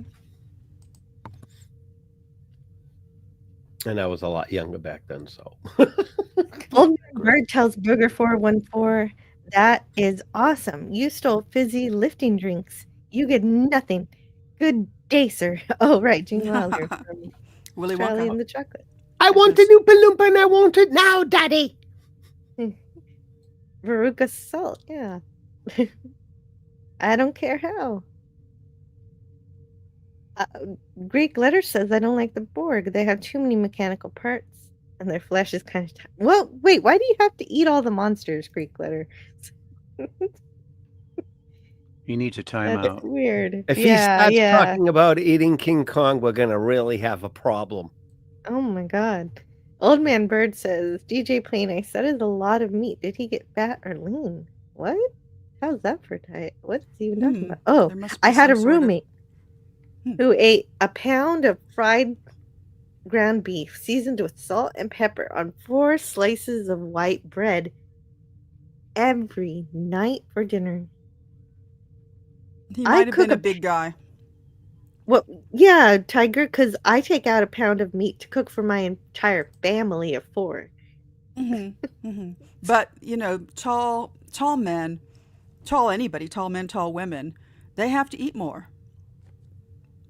They have to eat True. more. True. And let's see. This weekend, the local Greek church. I think he means Greek, but it says geek church, and I kind of want to go Drop the to a R. geek church. Well, that would Having be a local convention. Exactly. Is having a festival a block from my house. So, Euros. among other things, will be a big part of the weekend. Oh, lovely. Sounds good. Mm-hmm. Ooh. A world without Pokemon would be better. No, Pokemon are fun. Leave I them guess that's alone. the theme song. Oh, right. Yeah. Gamera? Yes. Gamera. Robbie the robot. Gamera? Robbie Gamera. who? Yeah. The flying turtle. Robbie the flying turtle. I'm very confused. No, Gamera. But this comment from DJ Play Nice. I don't know About who Robbie is. Robbie. Yeah. What? I don't think it's Robbie the robot because I don't remember him having a No. baby beer belly bump. And of course, Robbie never dies, so can't be him. Yeah. I'm not sure what DJ is referring to. But Jason Love recognizes that you are rocking some M Peel action. Yes. Inspired by Tiger Stripes, of course. Oh, that's an old picture of me with my mouth hanging open like one of the kids. That's somebody a friend of mine on Facebook said it drives me crazy the way the kids all photograph themselves with their tongues hanging out. And so I put this picture up and said, yeah, just like this idiot. What a nut. Well, what I meant was that you would frequently appear on the panel with the Emma Peel avatar, and so Yes, it's true. Yes, I wanted do. to make sure I had a few Emma Well, you beat Peel. me to it. Well, everybody say it's hello It's not a to competition. Courtney. Hi, Courtney. It's Courtney. Courtney's Fellowship of Courtney's Fellowship of Oddballs. Oddballs. Well, Courtney, get in here. Yeah. Oh, that would be amazing. I don't think I've ever had Courtney on my show Oh, that would be before. lovely. All right, I'm Say back. hi. With what? A pizza, I hope? No pizza. I You ordered guys, one. I keep hearing people talk about eating Godzilla and Greek people eating monsters and shit. Yeah. When I was in the other room, I'm listening in my ear, and then someone brought up Robbie the robot. Yeah, Don't be messing with Robbie the robot now. Yeah, while I was Nobody away, messed it with was- Robbie. Creations. Robbie or Robot B9. Leave my robots alone. Yeah. Philip Gaming says second star to the right and straight on to morning. Peter Yes. Pan. From Peter. Yes. Yeah, Yes, the exactly. directions to Neverland. Or Man, from Star Trek. Star Trek 6. Ah. Well, this does not compute.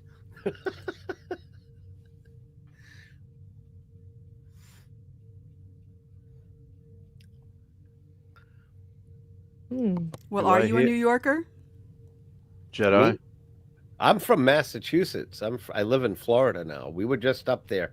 I was in Maine. Is my background noise bad? Because my neighbors are doing weed No, not whacking. at all. Anybody in your family from New York? Nope. Okay, so what we're hearing is what part of Massachusetts? South Shore. Well, there you From go. So that's a Marshfield. South Shore. I'm from Rock accent. Vegas. I'm from Rockland, South Shore area, Brockton. I was born in Brockton. So that's back in South the Boston, mid-60s. very South Boston, as far as South in No, Massachusetts Brockton as you was can the go. suburbs.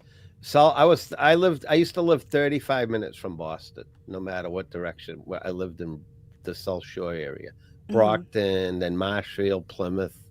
Me and my wife used to roller skate in Marshfield back in the 70s. That's where I met my wife. Do you know what the genesis of the Boston accent is? Is it tied to New York City, maybe? No, I just think we got our own screwed up accents. We removed the R's from it, parked the car. But I'm starting to use my R's since I've been down to Florida. I've been down here 6 years, so I'm starting to use my R's. There you go. It's weird. That'll fix it. I don't say car as much. I say car. Pack the Oh my God, I've been infected. Yeah, park the I'm car. infected. I got the southern infection. Oh no. Jedi. Robbie the Robot was in Forbidden Plan, but what was his second movie? He was in The Invisible Boy. Yeah, you got Good it. call. I have that in a double set. Speaking of that, I have a set of both of them. Let me show you. Where did Tiger Stripes go? Did you hear me? Is my Sorry, Tiger. Sorry, that was my worries. fault. This Yeah, is my I got special moved to the collectible basement. set that I Yep. have.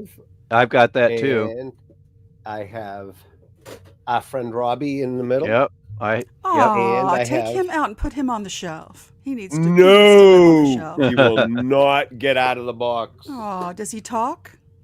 No, he doesn't. Okay. Jedi. Talk. Jedi, do you have the Hallmark Christmas ornament, Robbie the Robot? No, I don't. And now that you said it, I'm gonna have to go find one. Yeah, Damn you. my younger brother. My younger brother See, got. I it got for them me. both. Invisible Boy. You got it. And I got the Forbidden Planet. I am going to be doing this eventually on my channel, breaking it down, doing clips. And I got the beautiful screen cards that came with it. Yeah. These are amazing. Yeah, that was a I cool love set. these. Yeah. Yeah. And this is just a little taste. And on the Blu-ray of Forbidden Planet, they also have. I don't have the Blu-ray. Yeah, I have the Bluray as well. Oh, let's see those cards again one more time. Is You're that the most understanding soul I ever met up with. is one of those Harold J. Stone? Okay, and then let's see the other one with the guy in profile. That one. Not that one. It was a close-up. Careful. Walter Pigeon. I don't want Was to. it Walter Pigeon? I think I really. No, thought I no. recognized that This person. one right here is. I love this one. I just saved this. This is actually for a mail-in thing, but I saved it because I love the artwork. That's beautiful artwork. Yeah, original poster. The colors. And they are get the great. Invisible Boy one they threw in. Uh-huh. Love that. And yeah. Lovely. Oh, that was the video I just showed. The one the card you just showed. Yeah.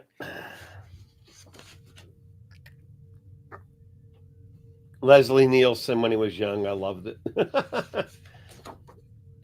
I'm trying to get to the one you're looking at, Tiger, that I showed. It's like I just like pulled them apart at the beginning and really.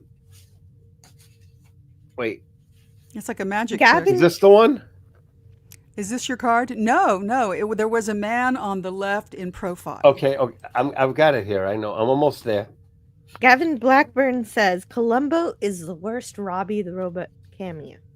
Yeah, I agree. Oh. That's in the episode Mind Over Matter, and it's one of the worst Columbos as well. But they because Robbie the Robot in his original form was deemed by the producers to being too cute, and so they put poor Robbie, into a metal drum kind of like thing for that episode.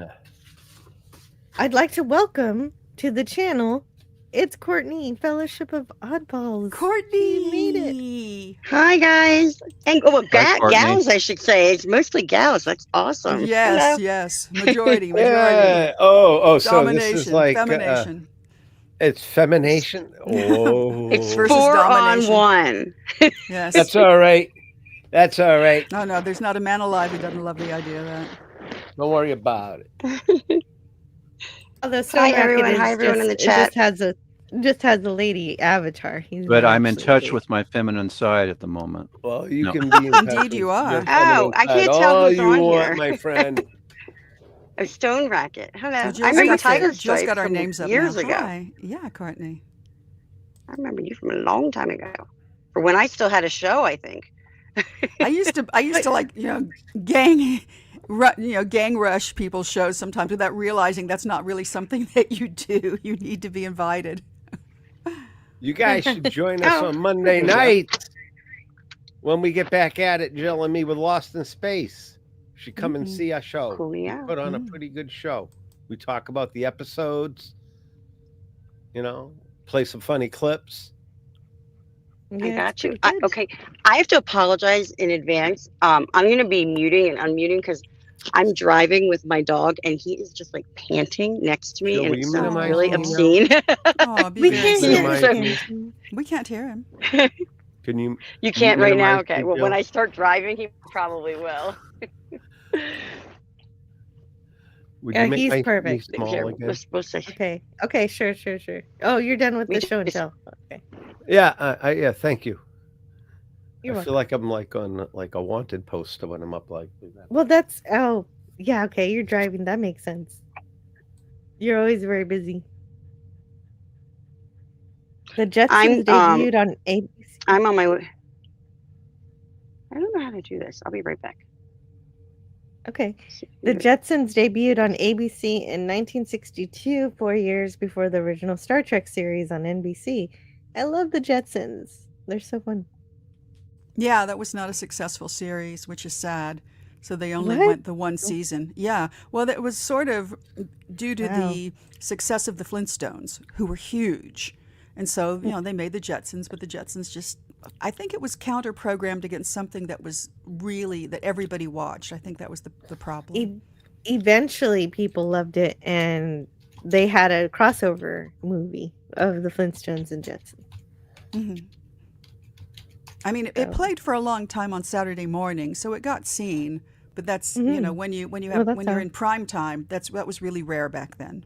I saw it in the 90s, and so when I saw the crossover, I thought it was a new thing. Like I didn't know it was an old movie. Ah, and so that was exciting. Hey, someone else is showing up here. Oh wait, it's Courtney again. Hi. Sorry, guys. My dog was sitting up. I was trying to show you him, and I have a different avatar. I apologize. That's okay. Oh, we're here. Walter, come here. Say hello. Hello. Say hi. Hello. He's like, I'm just going to pee the whole time. Walter. Walter.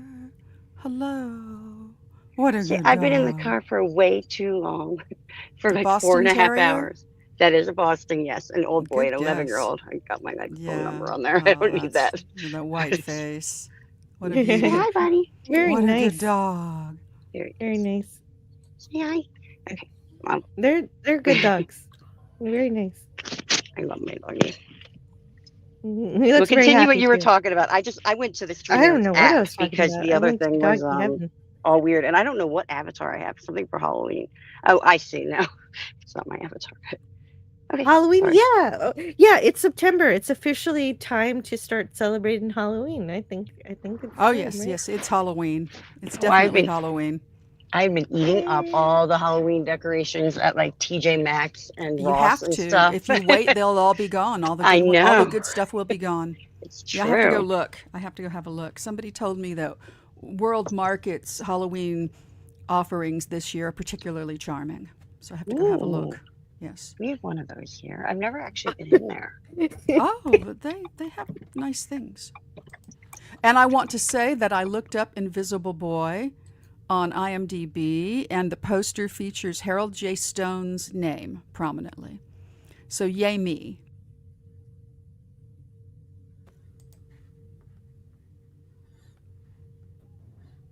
How come Tiger keeps getting tuck and rolled? Whenever I know. We're all whenever kind of rolling. whenever I change brands, it rawhide. does that. And the reason why I'm doing that is because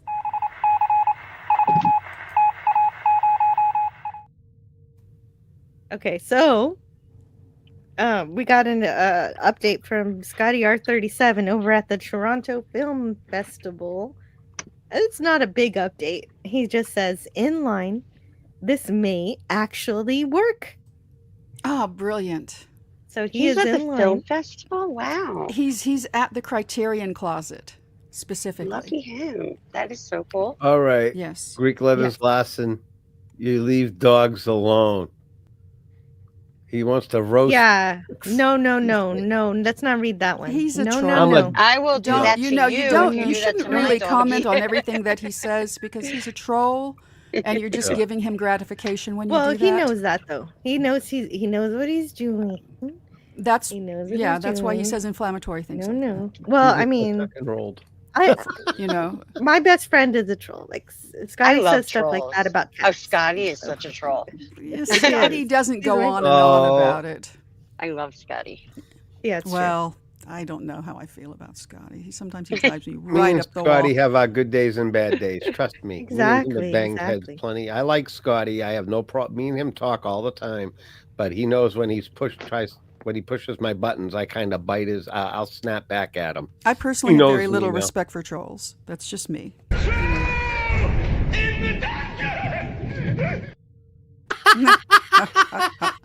That's good. Courtney, what is your icon? Is that Spike? You know what? I can't see it because.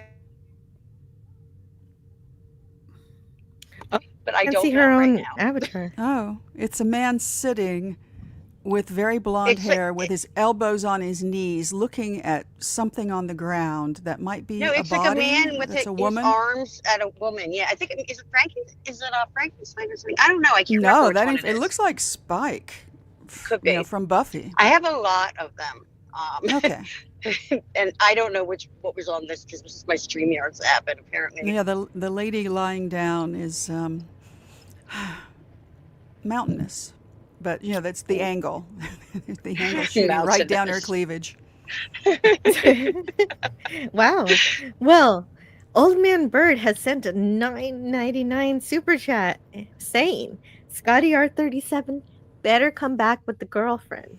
I don't know that Scotty really wants a girlfriend. He had a shot. He had a shot with a redheaded waitress, and he did not take his shot. He told a whole story. He had a shot with a redheaded waitress, and he did not take his shot. Well, it was because her dad was there, and he realized he was the same age as her dad. And some women like older men. True. Some do. Well, my wife and me are 18 months apart, so it works out nice. But she's known me since I've been 14. So. Wow. Well, that's amazing. That is. We weren't together all that time. There's a long story in between that, but we're together now, and that's. But you found each other in the end. Wow. Yep. That's a love story. Old Man Bird has sent a super chat, so I've got to play some stuff. So I'll play some Star Trek 4 clips and make sure people stop dropping from my stream. Is it StreamYard doing this, Jill? She's probably in the basement. I was in the basement. Yeah, I brought her back. Cool. Hello, computer. I keep getting big. You keep making me big. I don't want to be.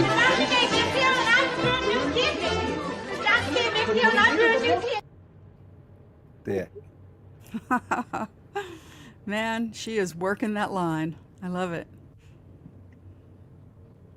And then, of course, there is. Double dumbass on you. I love those. That was And one more. It doesn't go to well. StreamYard is so messed up. It doesn't let me find any. Captain. Oh, Jill, you know do you what? find the new one really confusing? Like the new updates confusing, or are they easy? Update what? Oh no, just StreamYard does random stuff. It just does what it wants now.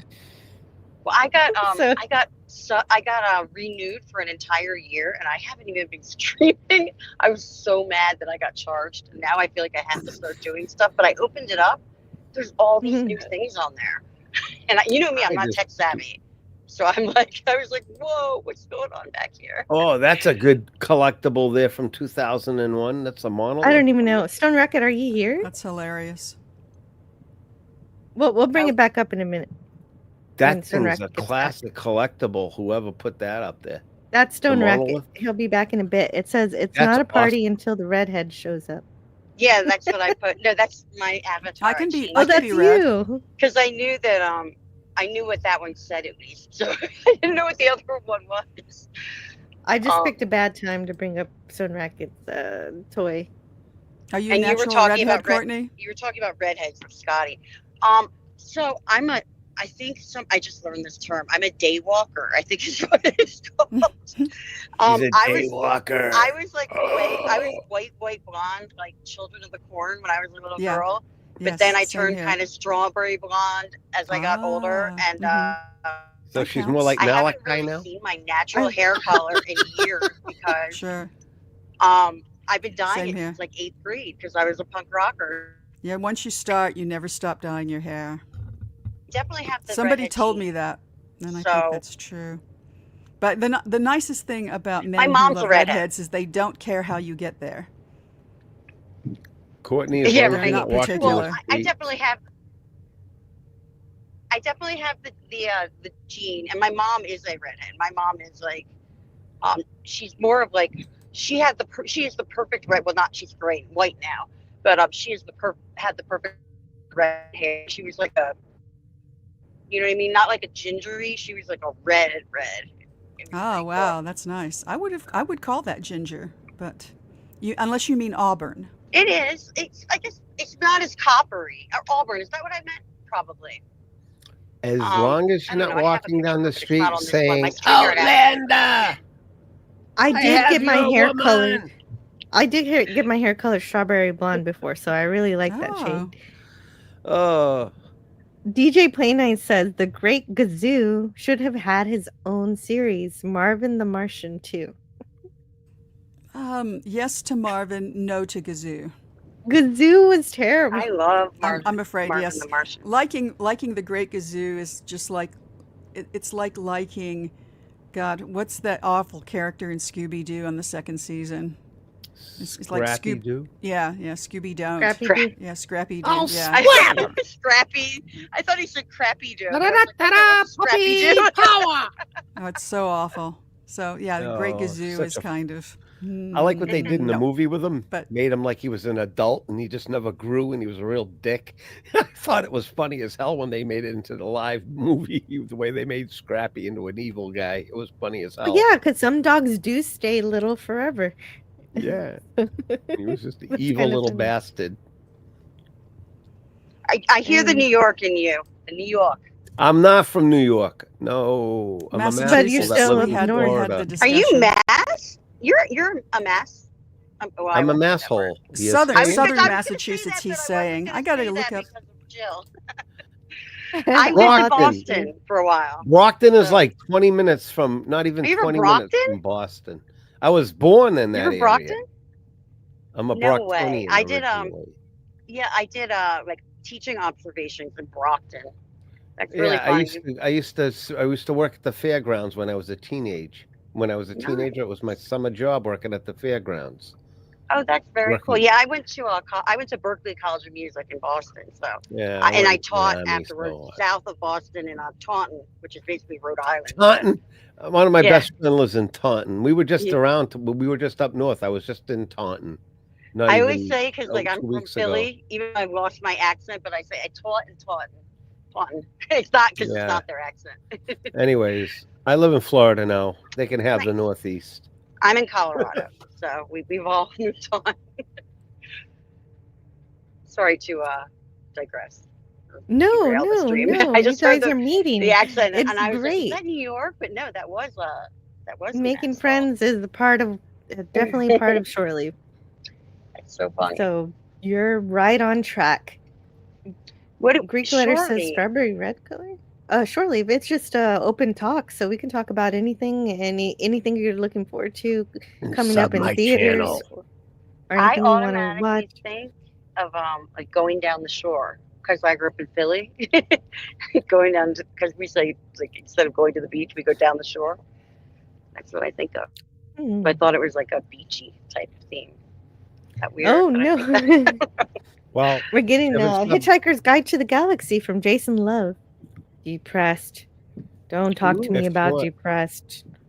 Brain the size of a planet, and I'm sent to babysit if you call that job satisfaction, because I don't. Thanks, Marvin. Oh, hi, Donnie. I didn't even see Donnie. Courtney, feel free to sub my channel. Jill and me do a show Monday nights, 8:15, live show. I will sub to you. I'm going to be home in we're finally like back in Colorado Springs where I live now. We just came back. And we're going to be home in like 5 minutes. So I'll be able to do all of that once I'm in the house. Yeah, I'll put the link in the chat. Thank you. Thank you. For I'm Jedi at 284, Jill. Master. 284. Nice. You're growing really quickly. I lost your link. Where did I put it? I gotta get a new one. Lemon pie. Hi. I still have Jedi Bill. I still have Jedi Bill in my link list instead of Outlaw Bill. Oh, that's funny. You know, I just realized that Jedi Bill had like clipped something from my old show. He did? And Like I a whole didn't know video? that you could see who clips your stuff, like when you go into your clips. And I was like, oh, what's this? I had no idea. You could send him a copyright claim notice. I would never do that. But you might want to give him a tap and tell him to ask next I time. would never do that. No, I don't care that he clipped me. I thought it was funny. It was me and Six cool. talking. It was just me and Six on the stream. I think it was probably really late night or early morning. But I thought that was funny. What was the clip about? Oh, there it is. It was something about. It was a joke saying that I needed to get a man or something. I was like I think I was in the middle of my divorce or something. I don't know. It was I'm silly so though. sorry. It's okay. It was like, this is like, we've been divorced like 3 years now officially, Okay. but I had filed for divorce before that already. So this has been years in the making. We're friends now. Go figure, right? Hey, sometimes it works out amicably. So sometimes It was it's not amicable, our amicable. divorce. Yeah, it was. Oh. So Oh, that's good. Yeah, We better did, that than the other way around. Well, Hello, Yeah. my Lemon. wife. True story. I ain't letting my wife go because she's like, no way. No one else. I could after her. There's no one. That's it. well, I thought that about my ex-husband, but things Oh, happen. So it happened. Things happened. Not I've on been my in love end. with this woman since I've been 14. I finally got a chance to be with her. I envy you. I'm never letting her go. I envy you so much. And I'm still trying to get Jedi Masters link. There's a here it is. I already put you it got in you there. put it. I know Okay. you did, but I gotta save it to my. I gotta save it in my Okay. file, otherwise I'll forget it. Yeah, My my goal link is is to my get name, 500 I by think, the on fall. here. By Yeah, by Thanksgiving, my goal is to get to 500. I doubt it, but Do you, I do you know haven't what's I want to funny? get. I I- want to get to 1701 for Christmas, but I I can't doubt believe it. you are doing we'll get so you there, awesome, Jill. We'll get you there. Yay! So exciting. My Cotton Yeah. Council stuff keeps me busy on Saturday nights instead of me doing. I love doing my puppet stuff. I just Oh. it's an event. It's an how does it go? It's a decompression thing for me when I go off and do my different characters. How long have you been on? How long have you been doing that? I used to have a puppet on there. The Cotton Council with Yeah. Snow Dub. Yeah, I'm new. I am the newest, one of the newer guys. Oh, okay. I have Mine- 3 characters now. One of them is a product of Rudolph, Ginger Wolf, and Alf. I made a little mutant puppet, baby puppet. Nice. And then I have my original character, Tommy Sidious. And then my Okay, new I've one, seen you on there. I've seen you on Gator. Gator picked up my new puppet. I met up Gator in New Hampshire, Snacks. He made me my new character, and he's appearing this Saturday night. My new character. We met up in Hampton on our way back down to Florida. So I picked up my new puppet, and he's going to be making his appearance. I won a puppet from Floral. What's Under a your Rock. character when you're on there? I What was was your only on a character? couple episodes because I had won a puppet, and Floral from Under a Rock made me one. But I was kind of sick back then still, and so it was really hard for me to like my. You I Bath don't know, Matt? No, I was I was on Frankie, the rapping puppet. I wore like a little. I Adidas never thing, saw and it you. was I like- got to watch some older episodes of We the had like Council, rap. and I'll check We you had like out. a couple rap battles on there. It was silly. This is that's way years cool. ago, I I didn't feel know like. that. Yeah. Well, you did do puppet stuff too. That is interesting. I think I've And- done it all on the internet, to be honest. I've been everywhere. Well, I'm not like an e-thought, but you know what I mean. I love puppets. Oh, Lemon, Well- that's me. That's me some years back with Maybe raven Tommy hair. will pop his head in Yes, a minute. Lemon. Maybe I can get Tommy Sidious to come on and say hi real quick. He's been in a bad mood. Him and my new guy were fighting all the way back. They had to share a travel bag together. It's like one of those gym bags, and they did not get along. So they were fighting the whole way home. So I don't know if he's in a good mood or not today. Tommy's My over there favorite giving me the ventriloquist eye. is Nina Conti. Yeah, And we don't throw voices. It was my, just my we're- favorite puppet of it's hers is hand synced. Monkey. I'm just a puppeteer. I love Monkey. I don't throw my voice deeply. But I And do a lot never- of different voices. Whenever she posts with Monkey, I always greet Monkey warmly and effusively. And then down the line, I say, "Oh, hi, Nina." So, I love it. and she always gives me a heart. So I think she gets the joke. I'm a big fan of Sid Croft, from Sid and Marty Croft. Wow, those kind of And even went past being puppets almost. Oh, well, yeah, they did everything, like HR puppet stuff, Land of the Lost. But, I mean, they're like a full body costume. Mm-hmm. But Marty passed away, unfortunately, some years back. But Sid is still he's doing live streams. Yeah, unsubscribed. He was just in Colorado Springs at the Comic-Con, and I was so upset that I didn't get to go see him. I found out like that day, and they were packing up. He was live, and I was like, "You're right near me." But I didn't get to go over there. He's 96 years old. Oh, that's brilliant. Amazing. Oh, yeah. I want to say hello to the dead man who's here. Hello, the dead man.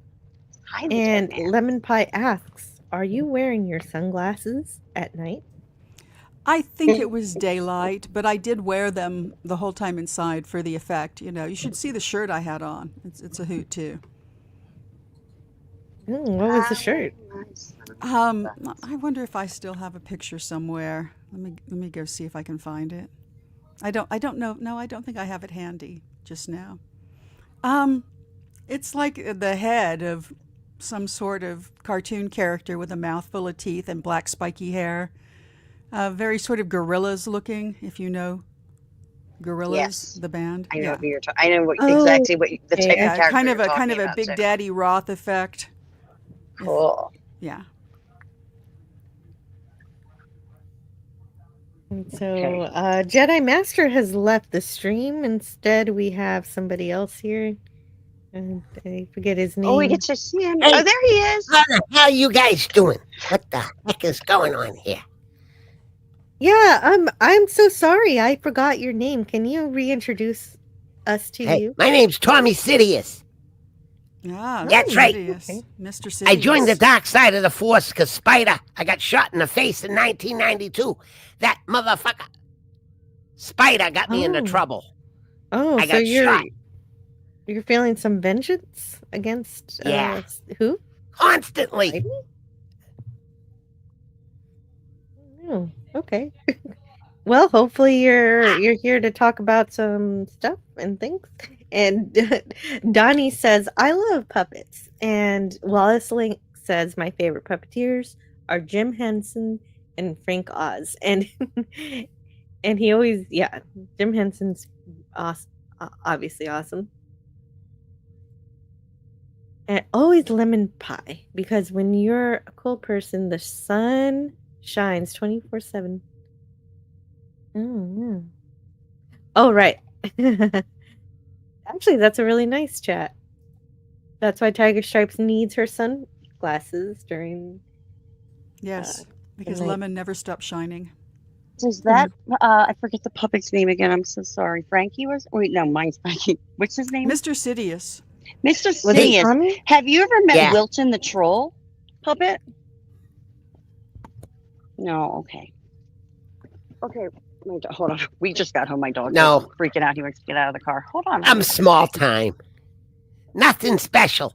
Well, I figured instead of using a gun, I can use force lightning to kill people. Anyways, I'm done digressing for one night.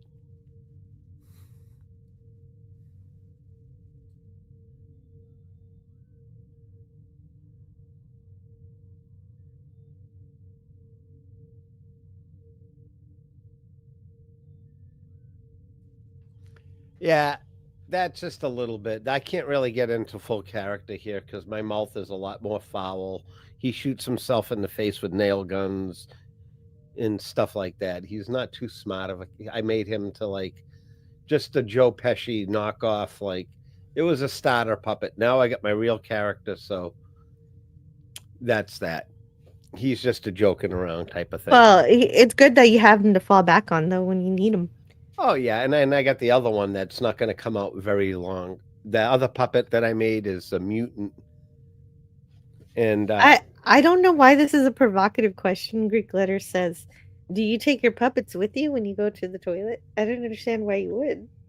Why would I bring my friggin' puppets to the John with me now? I don't know. No. The dead man sends this is the a one I made. 99.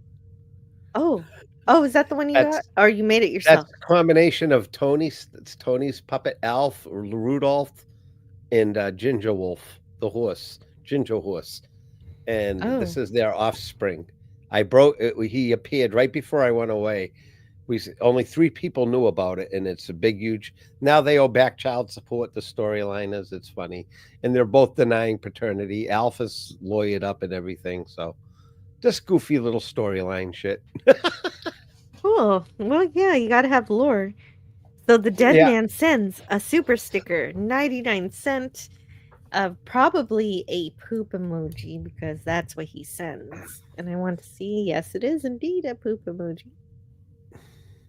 And so let me find something to play for the dead man because we like to play a fun video when we get a super chat or a super sticker here. And I've got to wait and see what it's going to be. It just takes a second. Oh, wow. We really are having the Last Starfighter theme today. Interesting. I like that. That's a great movie. It is. It's a lot of fun. It's a break! Hey!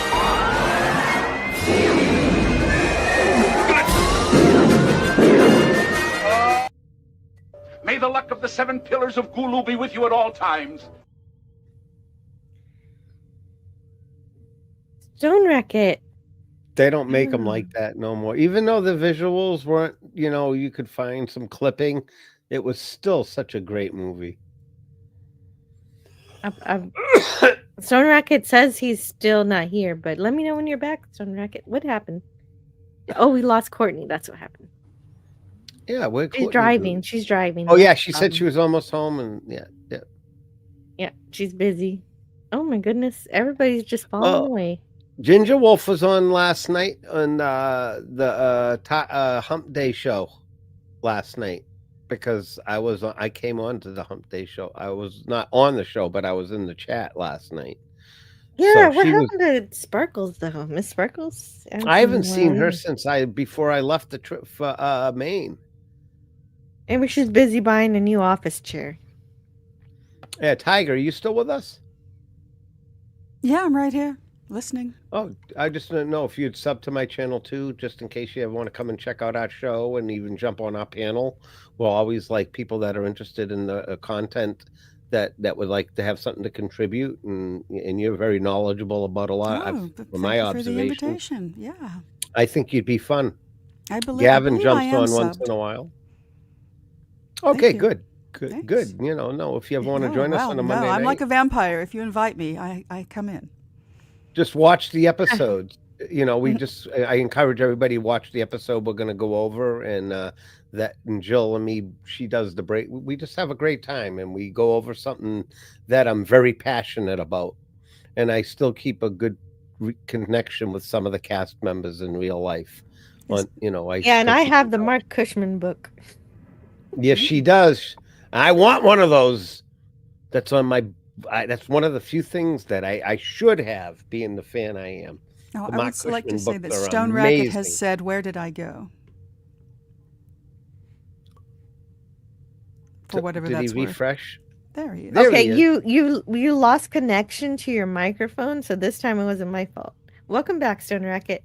And Wallace Lane says, I don't know what happened there, but all of a sudden I popped out when I was trying to edit my avatar. Yeah, and apparently you have this up here. And you guys are talking about puppets. Well, that's me and my. If you can drop the chat. Well, okay, but I also wanted to say Wallace Ling says if I could get on the panel, I'd bring my Cookie Monster puppet. That's me and my puppet Winston Wolf during a Columbo tweet along back in I think that was 2017.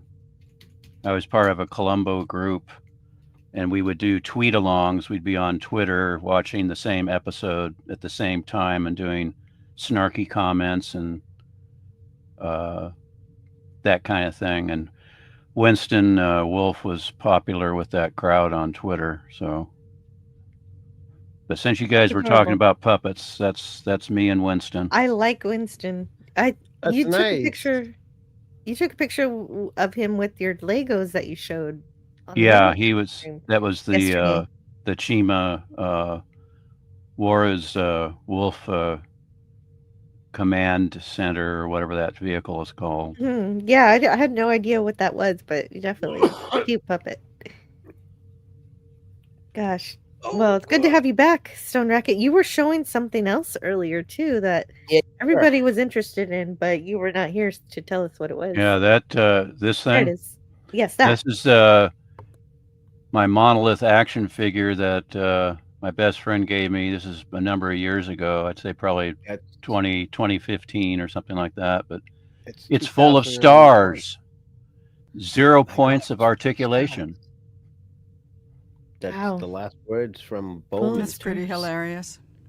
Deep in the heart of aisle 7, the original, the action figure aisle, all throughout the 70s, 80s, and 90s, something waited. No one knew it was there until toy stores began their turn of the century renovations. Then the monolith action figure was discovered, the first given the name TMA-1. What was it for? Where did it come from? Why wouldn't its barcode scan? No one knew, and no one knows to this day. Will it help if I just point at it?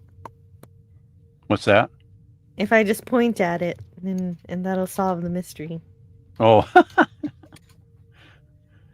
Anyway, that's my and there's Godzilla. That's awesome. I've got to review 2001 at some point. Yeah. That's gonna be a big one. I've got a book. Thank you, Stone Racket. Oh. No problem. No problem. I keep of course. feeling like I'm missing somebody. Jedi, what does TMA-1 stand for? I don't know, to be honest. With the monolith? TMA-1. Tycho Magnetic Anomaly 1. The Tycho crater. Oh. Tycho Magnetic Anomaly 1. Anomaly 1. Okay, Tycho. Thank you. Oh, okay. Where is it? I'm looking at some on eBay. I found one like yours. I've told you this before, Gorilla. Hey, Jill, make sure to cuss up a storm. Powerball is up to 1.3 billion. Well, that's insane, first of all, but there's no way that I'm going to curse on purpose. It happens on accident. That's the reason why you buy a lottery ticket when I do it on accident. It doesn't happen. They want $200 for that one on eBay, Stoner. I just looked at it. I want one. Oh, Stone Racket, please. Stone. Either Stone or Stone Racket, not Stoner. Okay, I'm sorry. Because I ain't into that scene. Well, I kind of use medical cannabis. That's why my short-term memory sucks. Right on. Let's see. The monolith is God's old discarded cell phone. No. Yes, the most sophisticated machine would be one with no instrumentalities, just like the monolith. Ooh. That's why I love that line in Forbidden Planet. No instrumentalities. I love a lot of words in Forbidden Planet. Lemon Pie says that Stone Racket got buried in apples. Oh no, I mentioned that I had ordered a pizza, and so I had to step away and enjoy my lunch because my tummy was growling something fierce even before your live stream started. So I had to order a pizza, and I consumed my lunch, so that's why I stepped away. That makes sense. Okay. Because you don't want to. Sorry, you don't want to hear me snarfing a pizza. No. Okay, so I read that one, and I read that one too. But why is everything so large? Let's fix it. There we go. Danger, danger! Do not remove from box. It'll resurrect Leslie Nielsen, and I guess that was from Jedi Masters Toys. Robbie the robot is in the Forbidden Planet movie. Yep. Yes. And we were also talking about Oompa Loompas at some point. And so Courtney came up with this Oompa Loompa doopity doo. We're here to bring creepy nightmares feels to you. Yep, to the tune of the Oompa Loompa song, which is still in my head, that melody. I've only seen the movie once. That was in the theater. Well, yeah, the same thing for me in that Friday song by Rebecca Black. I've only heard the song once, and it stuck in my head, but it could also be because Scotty sings it. It's too bad. Yeah, that's the thing. There's some music, some themes from either movies or television that just sticks in my head, and I annoy my siblings by, if I play a piece of music, I go, "What's happening on screen to this music?" But oh well. Yeah, this is a real thing. Zorro the Gay Blade starred George Hamilton, in dual roles of the real Zorro and his gay twin brother. Wow. I remember Love at First Bite. How about a quickie? Never a quickie with you, always a longie.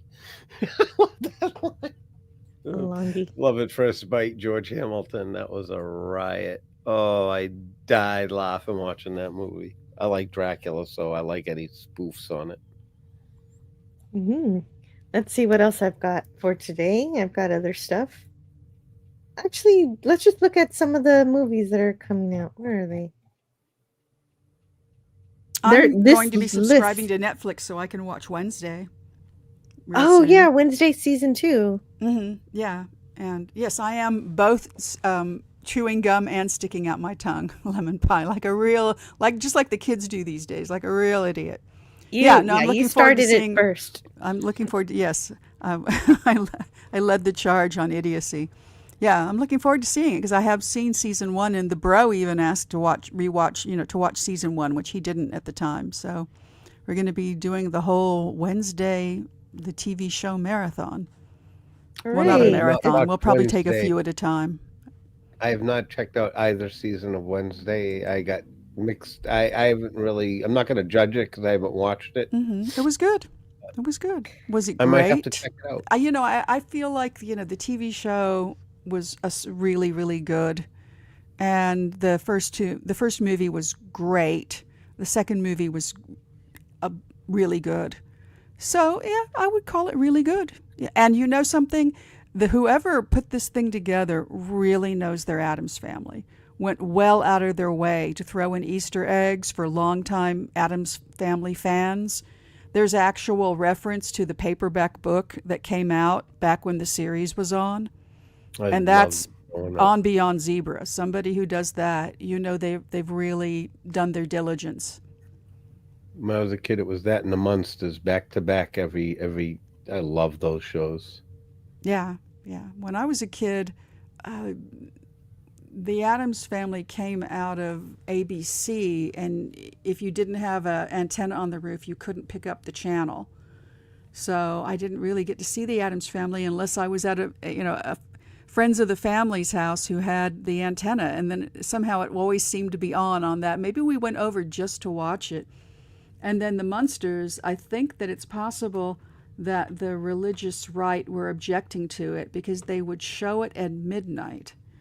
And so here I am, a kid trying to stay up to midnight.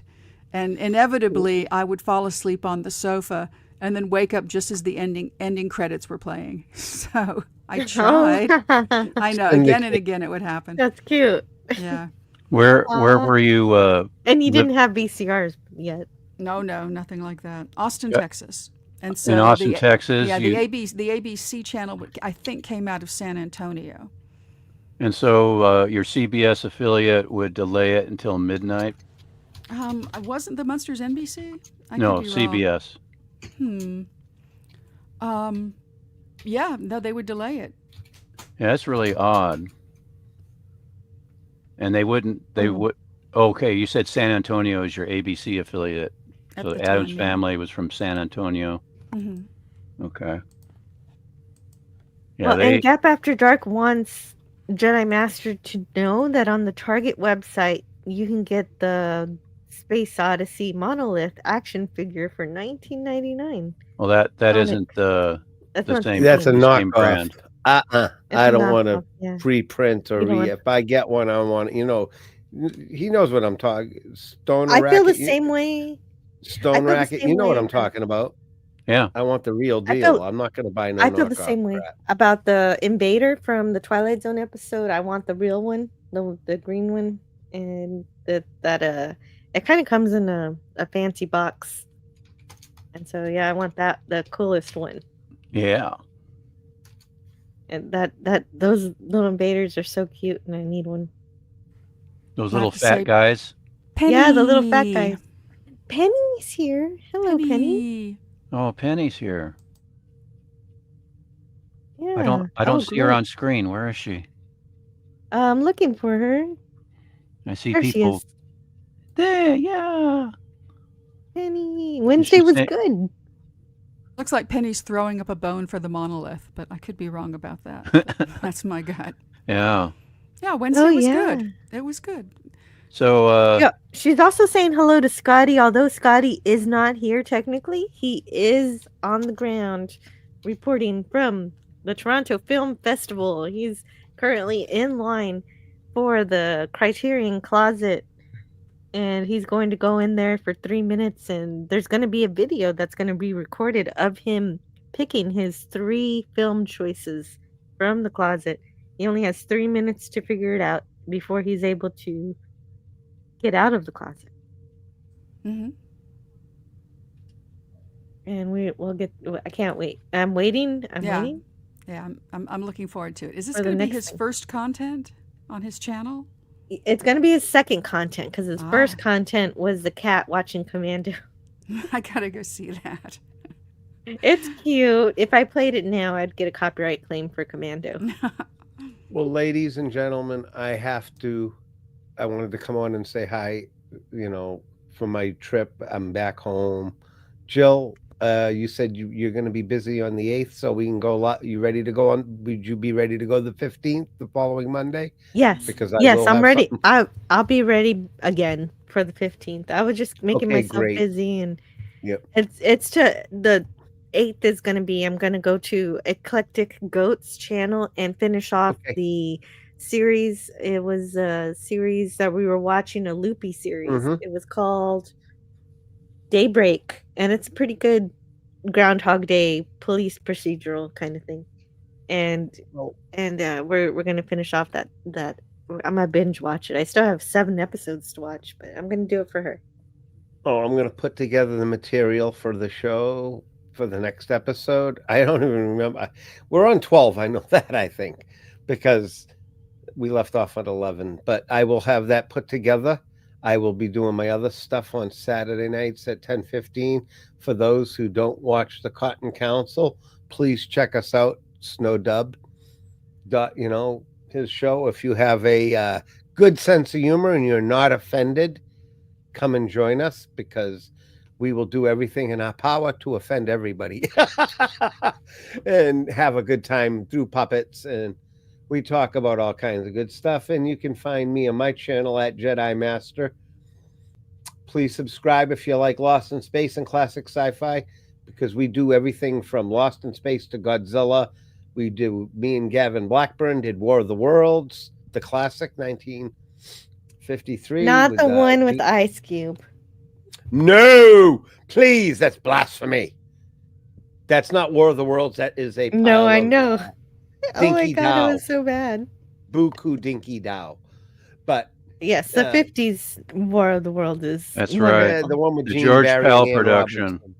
George Pell, Ian Robinson, Gene Barry. Can't go wrong. Yeah, Gene Barry as Dr. Clayton Forrester. Not to be confused with Mystery Science Theater's Dr. Clayton Forrester. I'll see you, Jill. You have a good week. And you said you're doing your other thing this Saturday. Your counter at Farpoint. Is it this Saturday? To celebrate Saturday? Star Trek Day. That's right. Okay, great. I will pop in on that to see that show, definitely, because I love that episode. And Great seeing you, Stone Racket. I'm not calling you Stoner. Stone Racket. Tiger Stripes. Hope to see you on my. Come and join us on Monday night. It was a pleasure chatting with you too as well. Jill, good to be back. It really is. Great. Thank you very much for allowing me to join you today too. I appreciate that. Oh, yeah, of course. Well, it's shore leave, and I'm glad you decided to join us today. Well, I need to get going, get back at it, because if I don't, you do. I'll just, keep thinking about whatever, and I want to move forward. And I know that my friend would want me to move forward too. I can hear him in my ear now. Right. Anyways, God bless. Yes. Peace and you out. got to listen to that voice. You know it. And I'll see you around. All right. Peace out, guys. We'll see you. Take care. Here we are. When is Star Trek Day? Well, Canadian Star Trek Day is this Saturday, and that's when I'm streaming about Encounter at Farpoint on September the 6th. The official Star Trek Day is September the 8th, because that is when Star Trek premieres in the United States, around the world. And I was there. But the Canadians got the jump on us. They did. Yeah, they did. Very unusual.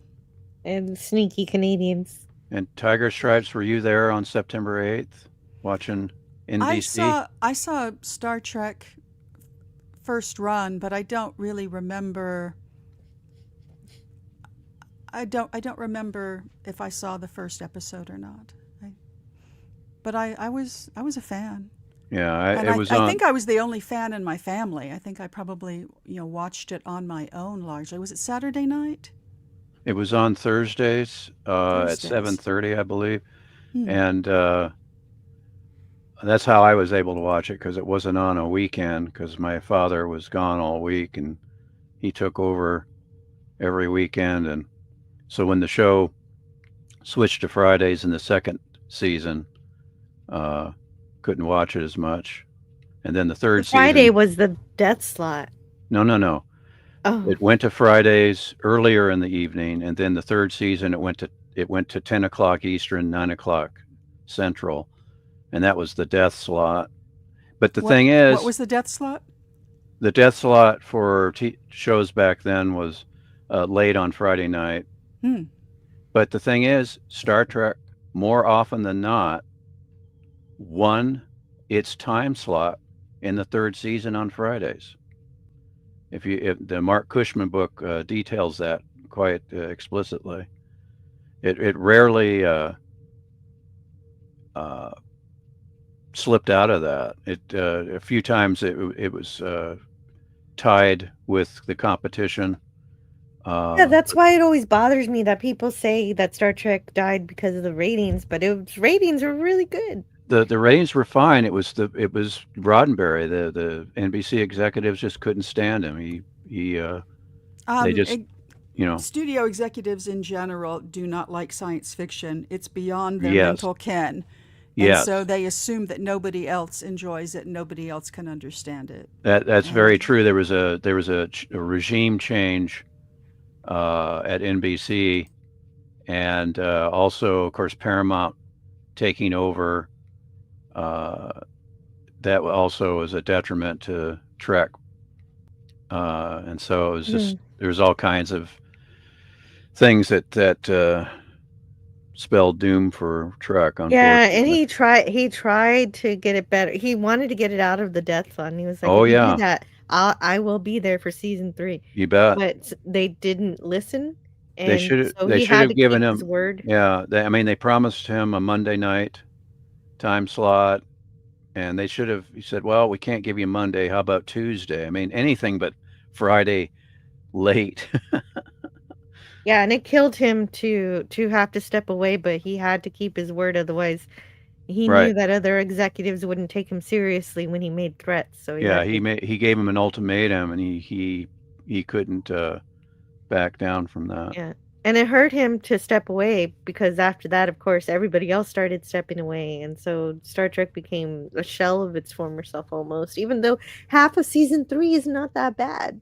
Yeah, there's some episodes that, I still enjoy. and reviewing it on your channel. I got to watch them again. It's been such a long time since I've seen some of those, and it was fun revisiting the third season, because it's usually it's most of season 1 and a good handful from season 2, and that's basically all I watch. I just watch my favorites. But yeah, all the favorites are in 1 and 2, and 3 actually still has some good stuff, like the Tholian Web. Yeah, that's a good one. Enterprise Incident and Spectre of the Gun. Yeah. Elan of Troyes. I like that one. Yeah, I think that's the birth of Data. Elan of Troyes is the birth of Data? Yeah, I laughed, but then I went, wait a minute, what does she mean? Oh, maybe that one. I'm thinking of the other one. Gideon. No, not Gideon. Which one is the one with where the old man makes a robot that he falls in love with? Oh gosh, it was on the TV just this week too. Oh, it's you mean Requiem for Methuselah? Thank you. There it is. Requiem for Methuselah. Yeah, it was James Daly. That's the birth of Data. Yeah, James Daly, who was just let's see. Yeah, he was on. He would have been on Medical Center about the time he made that episode. One of those doctor shows. Yeah. It was good. That was a good episode. I love Elan of Troyes. Liked it. There's a lot of these episodes, particularly Elan of Troyes, that if you watch Have Gun Will Travel, even if they show the writer's name, I think at the end of the episode, but you can just tell which ones are Roddenberry. Yeah. And there's a Have Gun Will Travel that's basically Elan of Troyes, which is basically Pygmalion by George Bernard Shaw. My Fair Lady. Yes. But yeah. Yeah, it works. That's it's where not a bad episode. That's where Roddenberry. I like it very much. It has all the basic elements you need in an episode of Star Trek. Yeah, Roddenberry got his Literary Guild Award for a Have Gun Will Travel. I mean, Harlan Ellison would deride Roddenberry and say you can't put two words together. And well, he won a Hugo, and he won before that a Literary Guild Award. Harlan won more, but at least Roddenberry did win one of each of those awards. But yeah,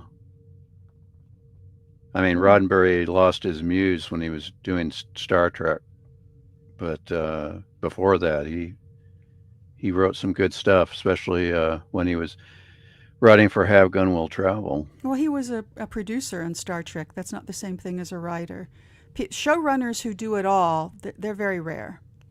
Once you're elevated to a producer, then people don't write anymore because they don't have to. They can just shoot out a story idea.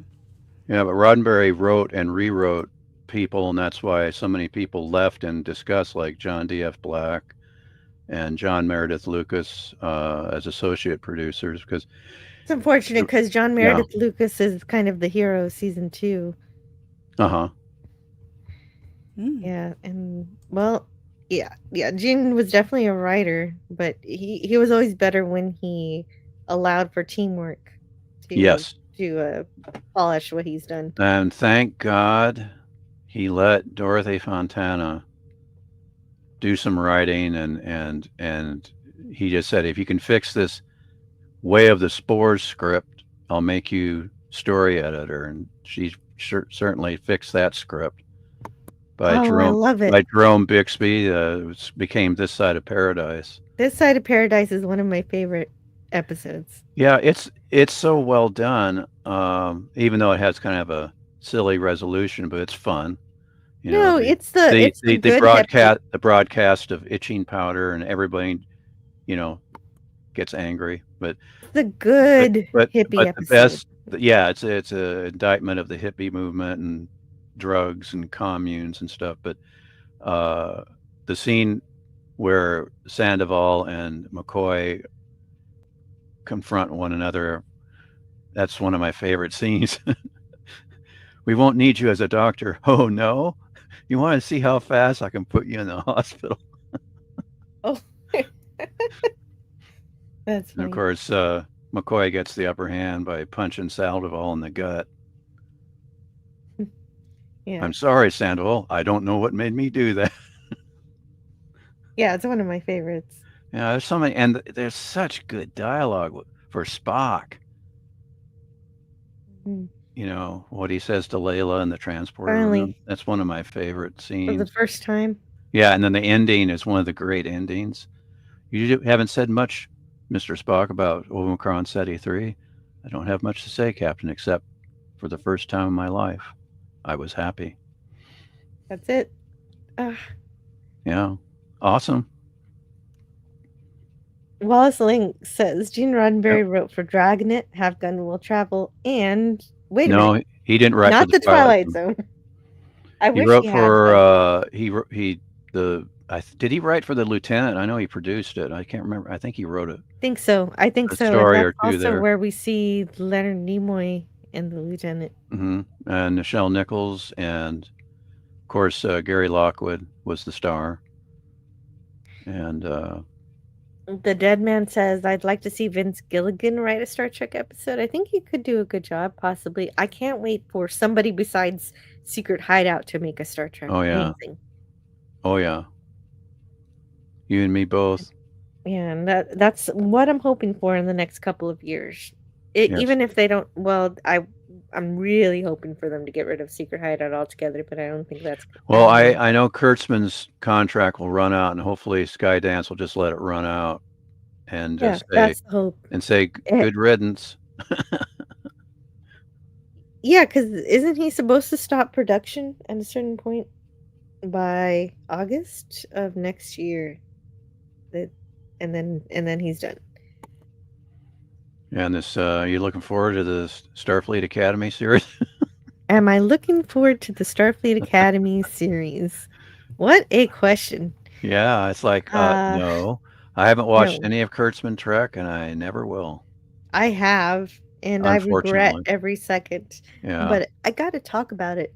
I got to be able to talk about it. Yeah, if you are doing any kind of commentary or review, unfortunately, you do have to subject yourself to actually watching the crap. Yeah, but I will have to watch some of the crap. Raquel Briggs, I still use her words to describe it, the filth. It is the filth. Yes, I have. I very casually use that. It has become a lexicon of this channel. And thank you to Aaron Briggs for introducing that to me, because it makes it so easy. Yeah, I liked it when she was on the early Pop Culture Breakdown. I talked to her about coming back to Pop Culture Breakdown. Yeah, it's on her family day, and so she can't. Mm-hmm. I was like, who is this woman? It's just super intelligent and she sounded super sexy to me. She is. Sorry. She is in real life too. I gave her a hug. Yeah, she's really cool. But yeah, that the early days of Pop Culture Breakdown, that was cool. But I don't visit it too much now because I don't know. It's lost something with the additional panelists and the change in panelists and stuff. But yeah, I did. Well, I'm a panelist sometimes. Yeah, I watched. I think I watched your first time on the panel and your third time on the panel, I think. Did you watch my Buckaroo Banzai? That was my best one. No, I was. Let's see. Oh, what was the movie? I've only been on a few. Yeah, I'm drawing a blank on the movie, the one that you said you had to be there. You put it something like that on one of your live streams, and I just said, "Oh, I want to make sure I'm there too to watch." But I'm a oldie Olsen, and my memory sometimes short circuits. Makes sense. I agree with Wallace Lang. As do I. I concur. Yes, I'm not all going three. to watch that. Yeah. Well, I've heard a little about it, and for a while there, they were offering some episodes free on broadcast on CBS, and I thought about it, but then I'm like, no. Yeah. And even though they kept saying, everybody kept ranting, raving about season 3, I'm like, I'm not going to go through 2 seasons of rubbish just to get to something that might only be okay. The fans of it will tell you don't need to watch the first 2 seasons. You can just watch the third one. I'm just echoing them. I don't like it. I don't like season 3. I mean, they started off this whole thing with Picard, right? That was the first series. Yeah. And I was so excited to hear him coming back, and I thought, oh God, how wonderful. And then the reviews came in, and I thought, oh my God, no, I'm not going to watch that. I'm not going to watch them do that to this character. He's dead. That I love. They killed him. I'm just. Yeah, he's an android. His consciousness got transferred into a body, an android body, but it isn't even discernibly android. It's more of a replicant. Is that how it turns out eventually in the unfolding of the story, or do they just come out of the gate with that? That's how it ends up here on at the end of the first season. So it's not Picard through the whole show? Yeah, it's Picard. Start show, at the end. At the very end of the first season, he dies, and they make him an android or something. I didn't watch it. I had a coworker that. Well, Jill has seen it, so Jill can speak to it. Yeah, I did. Yes, it's at the end of season 1 that he becomes an android, and then the flower aliens from the other dimension break through because they opened up a portal using. They called him on the telephone, and they opened up the portal, and then at that point, I believe all of Kurtzman Trek is destroyed. The entire universe has to be destroyed by these robot alien flower things. Tentacle monsters, because once you call them, they can always star 69 and come back anytime they want, right? The portal's been open. The rift you can't undo that. You can't bottle it back up. The way that they got rid of them is that they disconnected the call, but you can't. They already know how to get in. Yeah. What I mean, it's over. Yikes. And this is something that Doomcock says, and I believe it. It's over. All of New Trek was canonically destroyed, but they act like it's still there. Yeah, Wallace Lang says, I loathe Secret Hideout and Alex Kurtzman, so I refuse to ever watch it. And yes, so that means I am the only person on the panel who can speak authoritatively. My coworker, a former coworker, I'm retired now, but he kept trying to get me to watch New Trek. And then when Picard started, he was really, you gotta watch this, blah, blah, blah, and then when it ended up the way it did in the first season, he just gave up. He was disgusted. He didn't like the way they made Picard into a robot. And they don't even own it. They don't even dig into it, like with Data, where Data has to deal with being an android. Picard doesn't really have to deal with being an android. He just is one, and you're supposed to forget that he's one. Yeah. And so the entire conceit of the science fiction is completely discarded. So why should I even care? Yeah, I mean, you got writers that they simply don't know what to do with that concept, how to deal with it, like they did with the Next Generation with Data. Exactly, and that was my whole problem with season 3. Is they discarded the sci-fi concepts of Picard being an android, of the changelings being able to change. They don't change into anything except for humans the entire time. They're not like Odo, who turns into a dog or a rock or a tray of glasses. He turned into all sorts of crazy things. He turned into like a tripwire one time. Oh, really? But yeah, that's these kind of changelings nuts. Can't turn into anything. Wow. And very similarly, the Borg aren't really the Borg. They look exactly like humans, even on the inside and the outside. They don't have any Borg accoutrements or anything. Oh boy. Do they still have Borg mentality? No. Are they out to not assimilate really. everyone? They're just. There was, I don't know. Are Borg it was friends? No, they weren't friends. Yeah, I think they were definitely enemies, but it was just so lazy. And isn't there some sort of scene, the one that everybody keeps clipping, where there's an older lady across the table from Picard, and she's really railing on him for having been a starship captain and having explored, and she uses that expression, sheer effing hubris. Isn't that from that?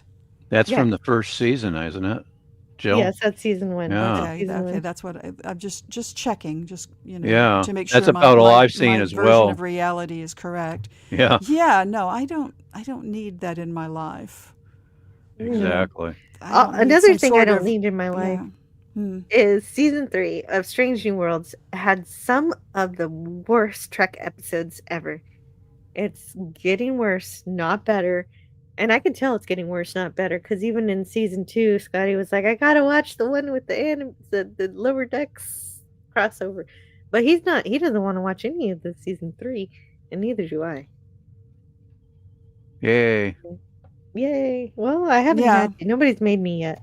And it's just so sad. He's the only one who could probably. I don't want to talk about sad things. Yeah, let's talk about happy stuff. Talk about things that we enjoy, or Tiger Stripe, or even just new things. Sure. I the last time my younger brother was down visiting, I showed him Lars and the Real Girl. And he really enjoyed it as well. Now, are you a Canadian? No, I'm not. I'm an Iowan. Oh yeah, but that's sort of in the area. You only work you're in in the States. north with the snow. Yeah. It's off. It's a really amazing movie. It's so much more than I thought it was going to be. Oh yeah, it was such a surprise. I had to make sure because it's the Blu-ray, the edition I got was from Australia, and the menu gives the game away right away. If you don't hit play right away, and so I knew that, so I just immediately hit play before it revealed Lars sitting next to his woman at his brother's place, and I just didn't tell my brother anything about the movie. I just said, I love the actor who plays the brother. He's wonderful too. Everybody in that's really good. Oh yeah, everyone is excellent. Just wonderful, subtle performances. Anyway, yeah, great. Are you guys going to be okay if I step away for just a minute? Certainly. Yeah, certainly, absolutely. I'll be right back as soon as I can. Yes, I'm currently very happy because I've been busy on Amazon buying a series of television antennas. How many have I bought now? 5? 6? Oh, well, I'm sending them back. Well, because here in Austin, there's some channels that I really dearly want. There's the 19s, 19 dash, etc., and the 17s. And 17.4 is Heroes and Icons, which means you get to watch Star Trek all night long. Oh. And our previous antenna wasn't picking up these channels, and so I've been going through one antenna after the other on Amazon, trying to find something that will pick both of them up. So oh that's wow! funny. Is this a digital antenna thing? Yeah, just something. Well, we were working with the leaf kind of antenna, which is flat and you hang it in the window. Okay. And so I was just kind of trying to find the best one I could. But now we're getting consistently the 17.4s, which means if we want, we can turn on Star Trek in the evening. And there's very little else on these days on network. So real happy about that. Yeah, it's. I'm glad that there are alternate channels like that that show the classic stuff. And I know my siblings that still live in Ames, or Iowa, our hometown. They have digital antennas, and they're picking up, channels that show just the classic stuff from 60s and 70s. Yeah, that's cool. I don't have anything like that. I gave up cable. No, this is not cable. This yeah, is just right. an I know. antenna. I'm just talking about that's the my beauty of it. situation. Yeah. I gave up cable back in 2011, Oh, it's too expensive. And not 2011. It's before that, 2001. And then I got satellite in 2006 when I moved, and I gave that up in 2017. So I have been without any kind of television since 2017. And I just watch my Blu-rays. Oh, well, that's good. You don't have to subject yourself to the never-ending commercials. Yeah. Yes. Yeah. No, I have just an antenna and a Roku. I can recommend the Roku. It will run off your internet. So if you have limited data, it will gobble your data.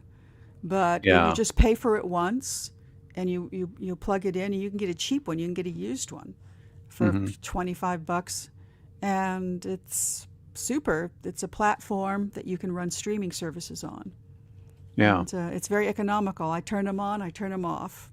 Like when I'm going to be watching Wednesday, I'll buy the service for a month, and then I'll cancel it. So it's good. Yeah. Hey, there's Canadian Spider-Man, and James Caserta cool. is saying goodbye. So bye. They're saying bye-bye. Oh no. Well, that was James Caserta, but Canadian Spider-Man is saying hello. Hello, Canadian Spider-Man. He's rousting the chat. There's the Daniel's superhero Hot Topics. We need is Canadian Spider-Man.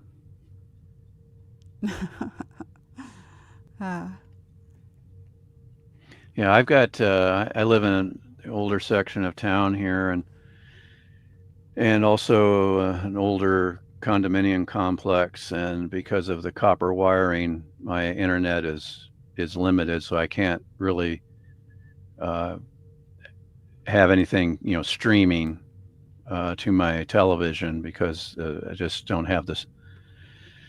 I don't have it. If I don't have fiber optic for the internet, I'm screwed as far as. I've got a hotspot myself. Mm-hmm. Yeah, from T-Mobile. Works like a charm. Cool.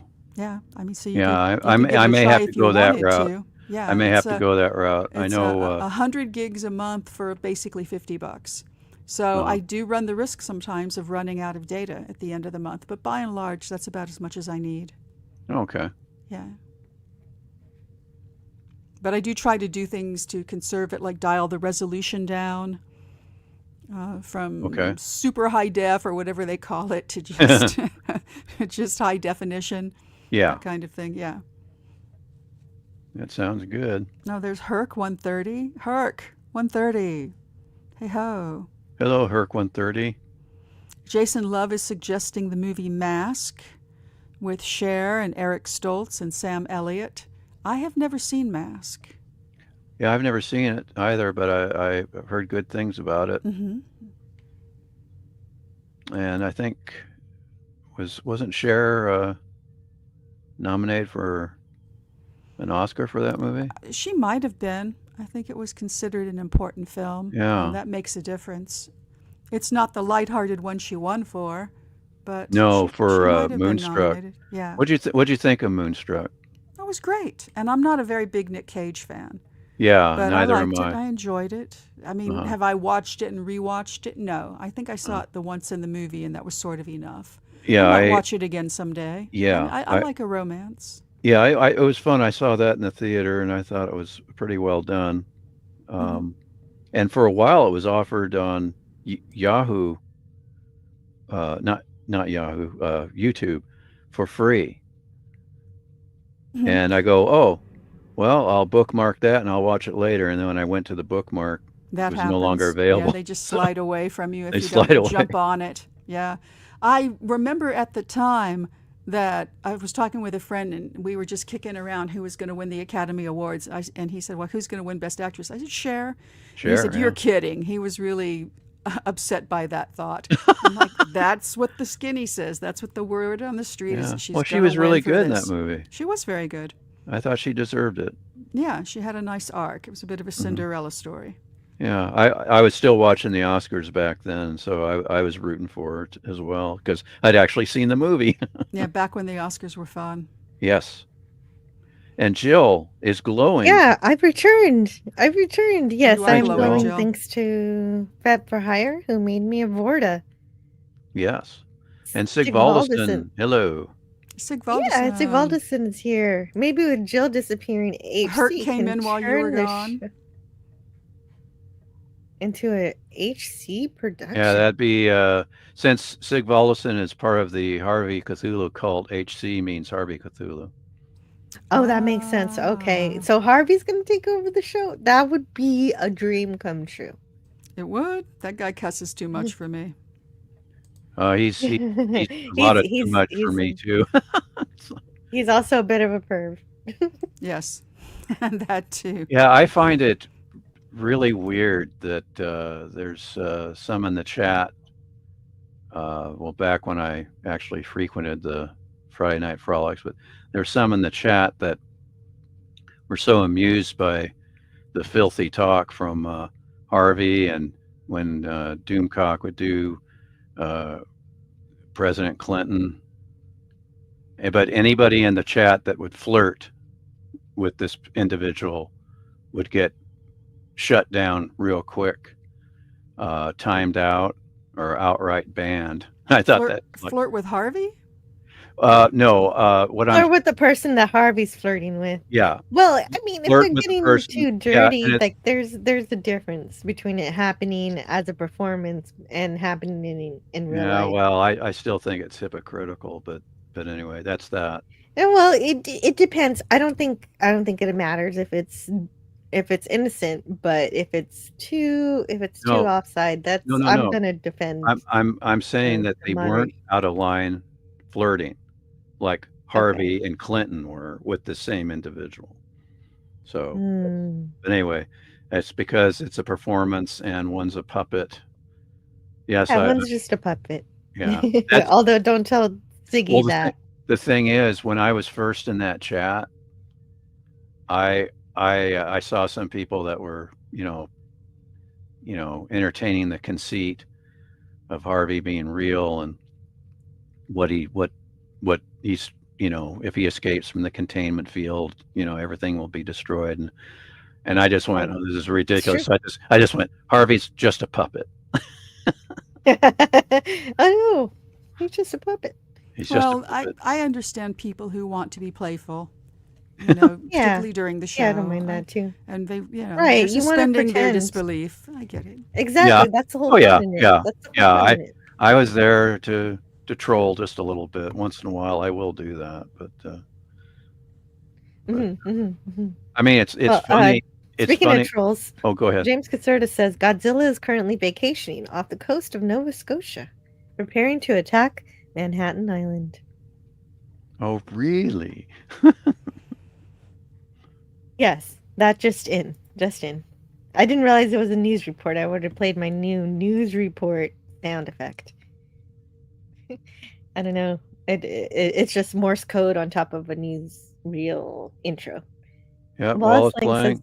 Yeah, I'm right there with you, Wallace. I had his favorite version of the Avengers. Diana Rigg when I was a wee lad. I even cut out a picture of her from TV Guide and I put it in my lunch, the lid of my lunchbox. So while I ate lunch at school, I could stare at her dreamily. And I'd like to say hello to all of the listeners who are here from, I think it's Twitter. And great to hear from you. If you ever come here on the YouTube side, please subscribe if you can. I'm trying to get to 1,400 subscribers. That would be really fun. Fun times for me. I'd be so excited. Yeah. Wallace Sling says, by the way, Stone Rocket, my favorite version of the Avengers was starring Patrick McNee as John Steed and Diana Rigg as Emma Peel. And yes, I have seen that version of the Avengers, and it's a lot of fun. I've got it on the Blu-ray. PvP. Yeah, PvP showed me all of the Emma episodes. And I also snagged the box set of the Tara King, Linda Thorson, the last season of the Avengers. I got that at a decent price. Oh no! Walter rolled in the mud and he needs a bath. Oh no. That's so cute. Walter. This was about 40 minutes ago. I totally missed this. Yeah, dogs will do that. Yes. Rumor has it that the real deal monolith is the grave of Stanley Kubrick. What? In the grave. Okay. So they must have taken the miniature and grave. Perhaps buried it with him. Oh, is that that's possible, actually? Yeah. Wow, I wonder if it is there. Well, I guess we'll never know because you got to respect the dead, and so it's his now.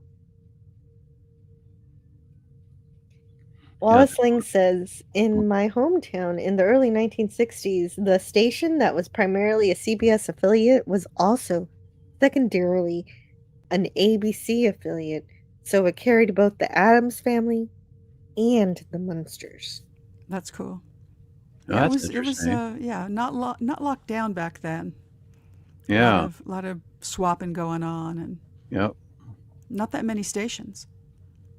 So since that was mentioned, the two monster family shows, which one did you ladies prefer? The Munsters? I knew more about Addams Family because of the 90s movies, and so that's the one that I gravitated to more, but my stepdad really, really loves the Munsters. Yeah, I was more into the Munsters than the Addams Family. And so I watched a few of those too. And when you watch the show, like when later, the Addams Family looks cheap compared to the Munsters. Munsters was photographed much better, I thought. But they both there's a lot of fun moments in both series. But I didn't watch the Addams Family as often because it was on Fridays. But the Munsters watched every stinking episode. I liked them both, and I still do love both of them. If I have to pick one that I prefer, it's probably the Addams Family, just because of Gomez and Morticia's relationship. Yeah. But back in the day, like I said, we couldn't get it on the TV at home, and so but it always seemed to be on when we went over to our family friends, the Lehmans. And the Lehmans were a family of 3 kids, a daughter and 2 sons. And can I call them hellions? They just taught me so many wonderful things that I never would have done without them, because I was the good girl and it was me and my brother.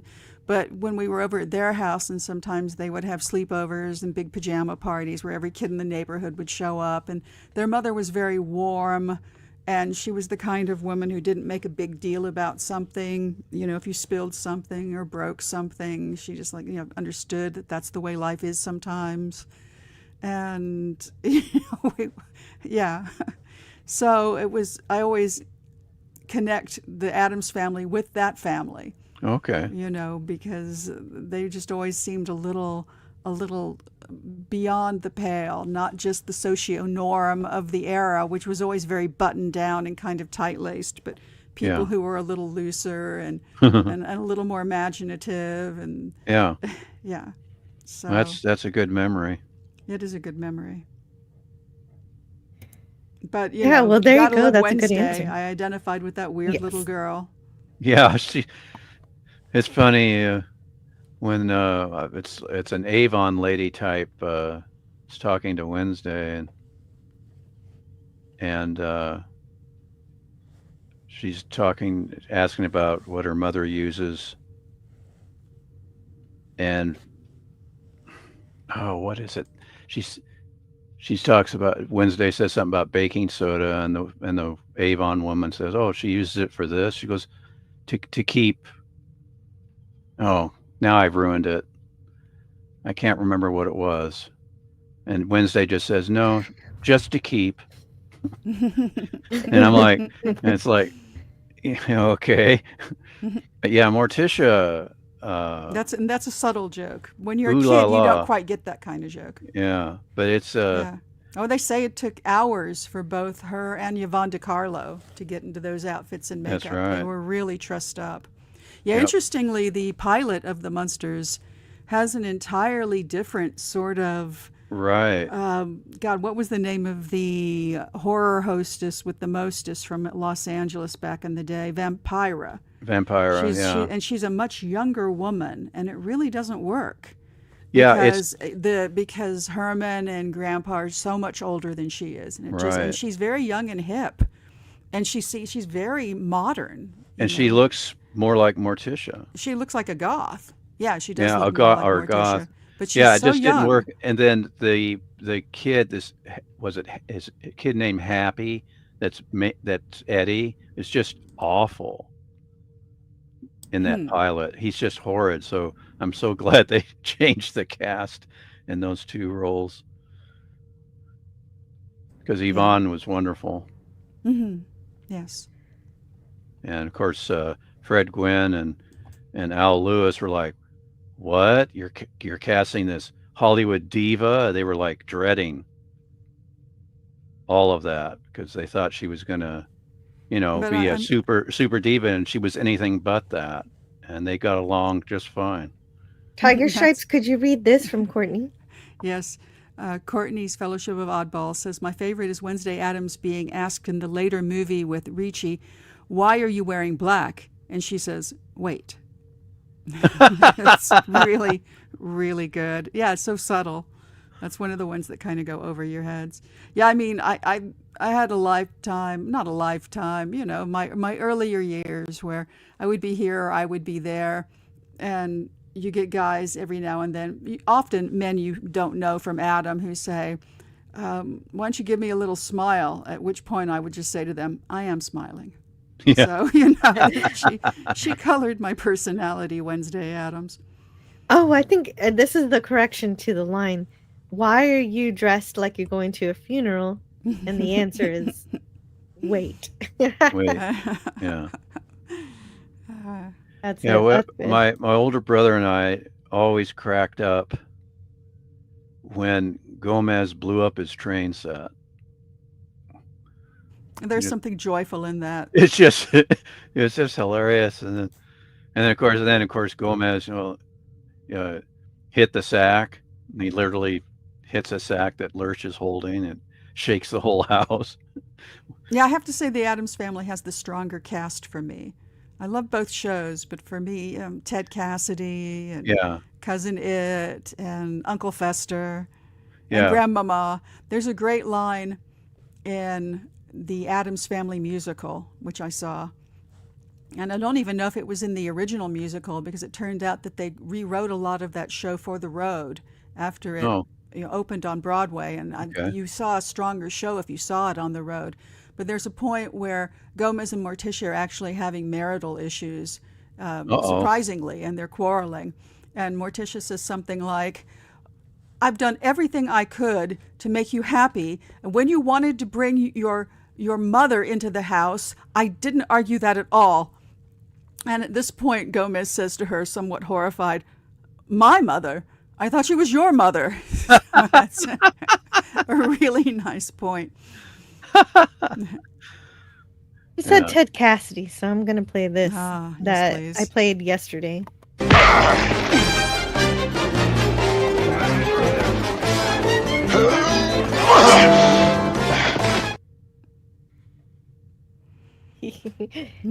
I love planet Earth, and I finally met somebody who doesn't like it so much.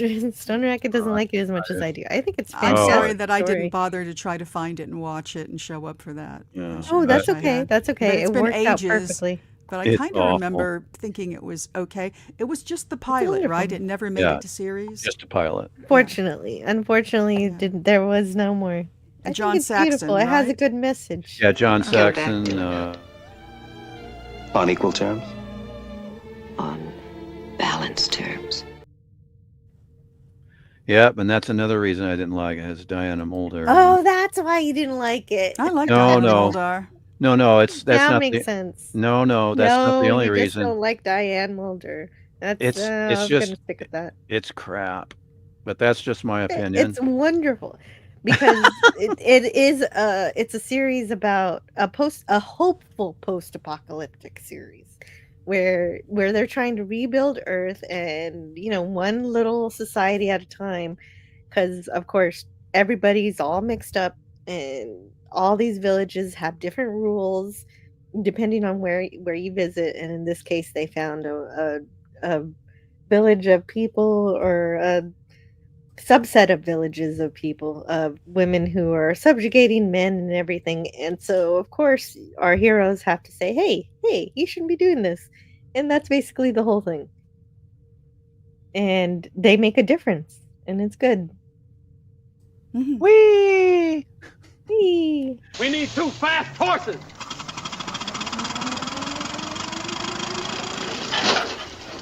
Here are 200 horses. I don't know. I got to change your mind on Planet Earth. I've got, I think the Blu-ray I have of Genesis 2 also has Planet Earth on it, but I may be mistaken.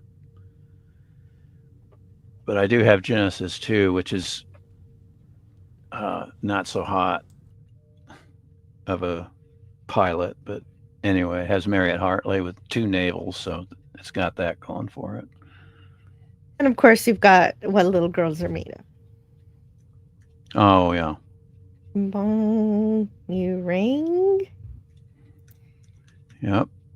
Ted Cassidy as Lurch, Jackie Coogan as Uncle Fester, Lisa Loring as Wednesday, Thursday, Adams.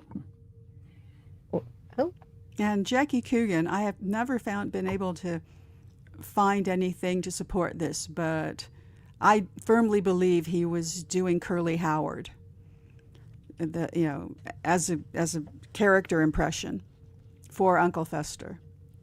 I've never been able to find anything to support that, but I feel very strongly. If you knew it just from listening to it, you're probably right. People get influenced by stuff, and then they use it. Yvonne DiCarlo was doing Zazu Pitts, who's from very early days of movies. Oh, yeah. But I went out of my way to watch a Zazu Pitts movie and went, yep, that's Lily Munster. That's, the inflection, the movements, the head tilt, everything. And since I am the more of the 90s Addams Family, I know about this. Jason Love says, is your lemonade made with real lemons? Are your Girl Scout cookies made from actual Girl Scouts? Ah! Yeah. And Centaur Ranger Donnie says, I can't believe oh, I'm sorry. I missed you. I was still working my way up through the comments. So today is the 53rd birthday of Jason David Frank. Well, with respect, Donnie, there have been so many Power Rangers. There's probably one for every day. Yeah. And so, of course, okay. So Tommy, but he was one of the early ones in America, the Green Ranger. Right? Yeah, the Green Ranger. Tommy, yep. Happy birthday to Jason David Frank. Definitely. There's something that was in the chat that I need more information on. The Dead Man says, Paul Chato said on FNT a couple weeks ago that Ronald D. Moore was coming back as a showrunner. What is your... What did he cite as his source on that one? What is the deal with that? Was a producer, writer-producer, so he's supposed to have contacts. Yeah, he still has contacts. I haven't watched him for a while. Because he's still working on For All Mankind, and I don't know if he's going to wrap that up with season 5. And but he just started a brand new series of Star City, which is the Russian side of the story. So I'm not sure how true this could be, although of course I would love it. And of course Ronald D. Moore lives with Star Trek in his heart, and it would make sense if he would get to it at some point. Yeah. They need to give it a rest for a few years. I hate to say it, but they do. They just need to let us get the bad taste out of our mouth for a while. But if anyone was going to run it, Ronald D. Moore. get the fans back involved with the series. And Ronald D. Moore is as much of a fan as he is a creator.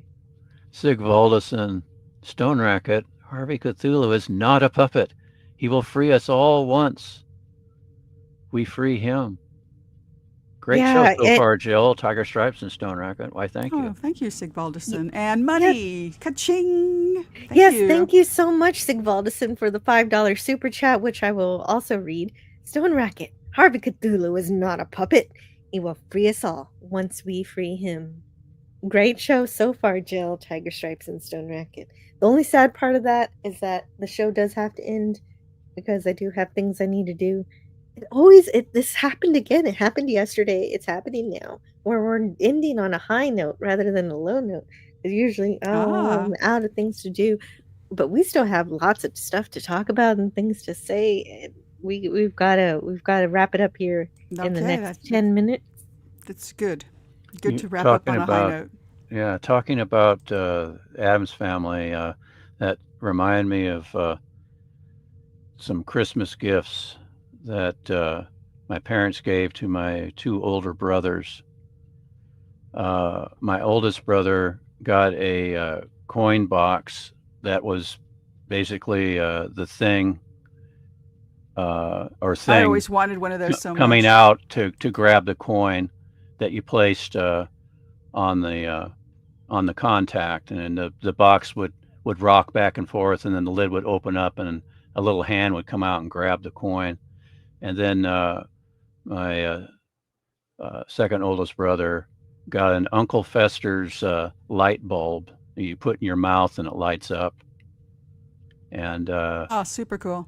Yeah, that's funny. Yeah, it was a light bulb. It had a battery in it, and then you put this thin piece of foil on your tongue, and you just put the bulb in your mouth and then make sure it contacted with the foil, and then it completed the circuit.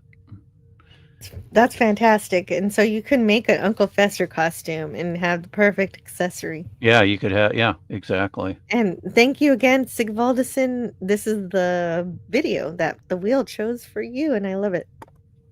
I have come here to chew bubblegum and kick ass. And I'm all out of bubblegum.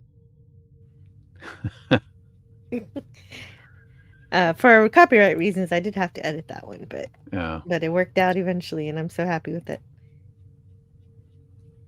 And it's lunchtime already. Thank you all. Till next time we meet, remember, no matter which side you're on, we're all human beings. I love you all, says Donnie. And yes, I'll see you around. He loves both the Munsters and the Addams Family and their theme tunes. Yep. They both had incredible themes. Great themes, yeah. Not so much the second season Munsters theme when they jazz it up. I like the original. But the Addams Family, how can you go wrong with that? We all know the lyrics. Vic Mizzy for the win. That's right, Vic Mizzy for the win. Love you too, Don. You just have to know how to snap. Yeah. 2 snaps. Yeah, I'm sorry you didn't make it back in time either, Courtney, but you're always welcome anytime we're having a stream. And you have a clean puppy now. Yeah. Yeah, clean puppy is important. Very important. We had the piggy bank thing. Yes, with the thing. Hand. The thing, piggy bank? I would have loved that. Yeah. It was battery operated. It was, it was battery operated. It would sense the coin in the slot, and the hand would come up out of the box and grab your penny. And take it in. That's so funny. It was very cool. Oh, so it was mechanical. That's fantastic. Yep. Jason Love says the show must go on, and yet who will pick up my children? I would stream for another 2 hours if I could, but I cannot. Go Birds. Eagles will go to the Super Bowl again. Boo Cowgirl. Sorry, Donnie. That's okay. We shall see. We shall see. People who are enthusiastic early in the season, sometimes that comes back to bite you. Oh, actually, Donnie says go Seahawks. No apologies needed. Apparently, may the best team win. Okay, fun times, of course. And Penny's still here. Thanks to everybody who was here, obviously. Oh. you guys read this? Jackie Coogan. Sure, I'll read it. Yeah, Wallace Lang says Jackie Coogan had actually met Jerry Curly Howard of the Three Stooges, so I wouldn't be surprised if he was doing an impression of the Stooge. Yes, there's also an episode, The Addams Family Meets a Beatnik, where the actor Tom Lowell, in the character of the Beatnik, refers to Uncle Fester as Curly. And of course, that could just be a slang term because he's bald. And that's a very common slang name for men who are completely bald. But I think that he knew what he was saying. I'm thinking of a scene from one of the episodes where the Addams family gets some neighbors across the way, but Uncle Fester has a tunnel that leads up into their house, and he comes through it like a trap door, and it's like in the kitchen, if I remember right. And he just pops up and he goes, "Hi," like that, and the wife turns around with a heavy iron skillet and knocks him on the head. Very Curly Howard. Very Curly Howard. And it's Courtney says, this is a bit different, but has anyone ever seen the movie Harold and Maude? Yes. It's one of my top 10. It is a great film. Yeah, I actually I had that on VHS back in the day, and I had all this list of movies, and my parents would, especially if I was going out for the evening, my parents would say, "Hey, we're looking at your list here. Why don't you bring down this Harold and Maude movie?" And so I did, and they both really enjoyed it. They got a kick out of it. Oh, that's good. It's a dark comedy. It's a black comedy. But it ends on a high note, big time. So, but yeah, it's just it's pretty wild. Earlier in the chat, Thronkill says that Lego has its first $1,000 set. Yeah, and it's like Death Star. It's like a sliver of the Death Star. It's kind of weird because it's the disc. It's a cutaway. Yeah. Yeah. It's a cutaway with all kinds of neat little things. I got an email earlier this morning about it. That's insane. Yeah. How big is that thing? What is it, like a yard tall? Oh, the dimensions. I'm not sure. Not sure the dimensions of the previous versions. One of my nephews had 30-inch wide. Bingo. Yep. Mm-hmm. 10 inches deep. Wow. Oh. So yeah, 30 inches. More... I think that's the biggest because the one that my nephew has is definitely not 30 inches. It's more like, I'd say 20. Alderson says 9,023 pieces. 9,023 pieces. My goodness. Yeah. Wow. And I bring it up not just because of Star Wars, because obviously people love Star Wars, but there's also rumor that Star Trek is going to get Lego this November, a Next Generation Enterprise D. Not A, not B, not C, not bloody D. This one. Right. NCC 1701. But I would like a Lego version of, tell you the truth, I'd like a Lego version of the NCC 1701A from the movies. Ooh, yes. I would love that too. Especially because with Lego, there's always something to play with, and it would be neat to see what they put inside. Yeah. Yeah, there are lots of. I'm still tempted. Yeah, it's cool. You're gonna get a lot of good stuff, but boy, $1,000. That's for the die-hard collector for sure. Yeah, unless you can get some kind of a deal. Yeah. And $1,000, even 10% off. Yeah. My nephew Ben, he's really into the Lego, the Star Wars line, and that's something I just never got into. I don't have one Star Wars. I'm just having so much fun, but I do have to leave. Canadian Spider-Man says, thanks for the shore leave, Jill and yes, crew. Thank you, Jill. Yeah, thank you to Tiger Stripes. Thanks to Stone Racket for starting off the show with me. Thank you to Jedi Master 2022. And thank you so much to Courtney. It was so fun being on the road with you earlier with your little dog, Walter. He's so fun. He's so cute. And we had that piggy bank thing, yeah. Yeah. Yeah. Yeah, it was So sports. A little plastic hand that was light green in color. Come out and snatch the coin. Mm. Oh, Franco Walker fell asleep. But that's okay. You must have needed the nap. Yeah. Poor Franco. I believe the Lego Death Star is the best to remain assembled. Well, yeah, I mean, with that price, you want to keep it assembled. Definitely. Yeah, the TIE Interceptor, that's a pretty cool Lego set, I have to admit. Yeah, definitely. All right, so I will have to see you guys next time. I gotta run. I went as long as I could. All right. Sorry to dash so fast. Bye, everyone. Yeah. Yeah, see you next time. Thank you for hanging out. Yeah, thank you for having us. I appreciate you.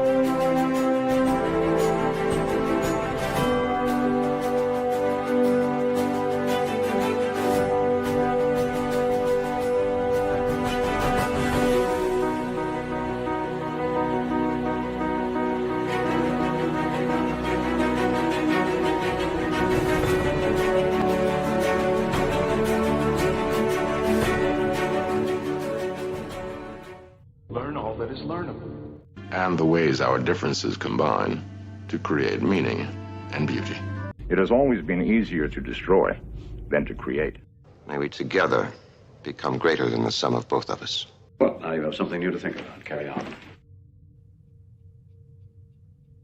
I'll get you next time, Gadget. Next time. We don't have to be mean. Because, remember, no matter where you go,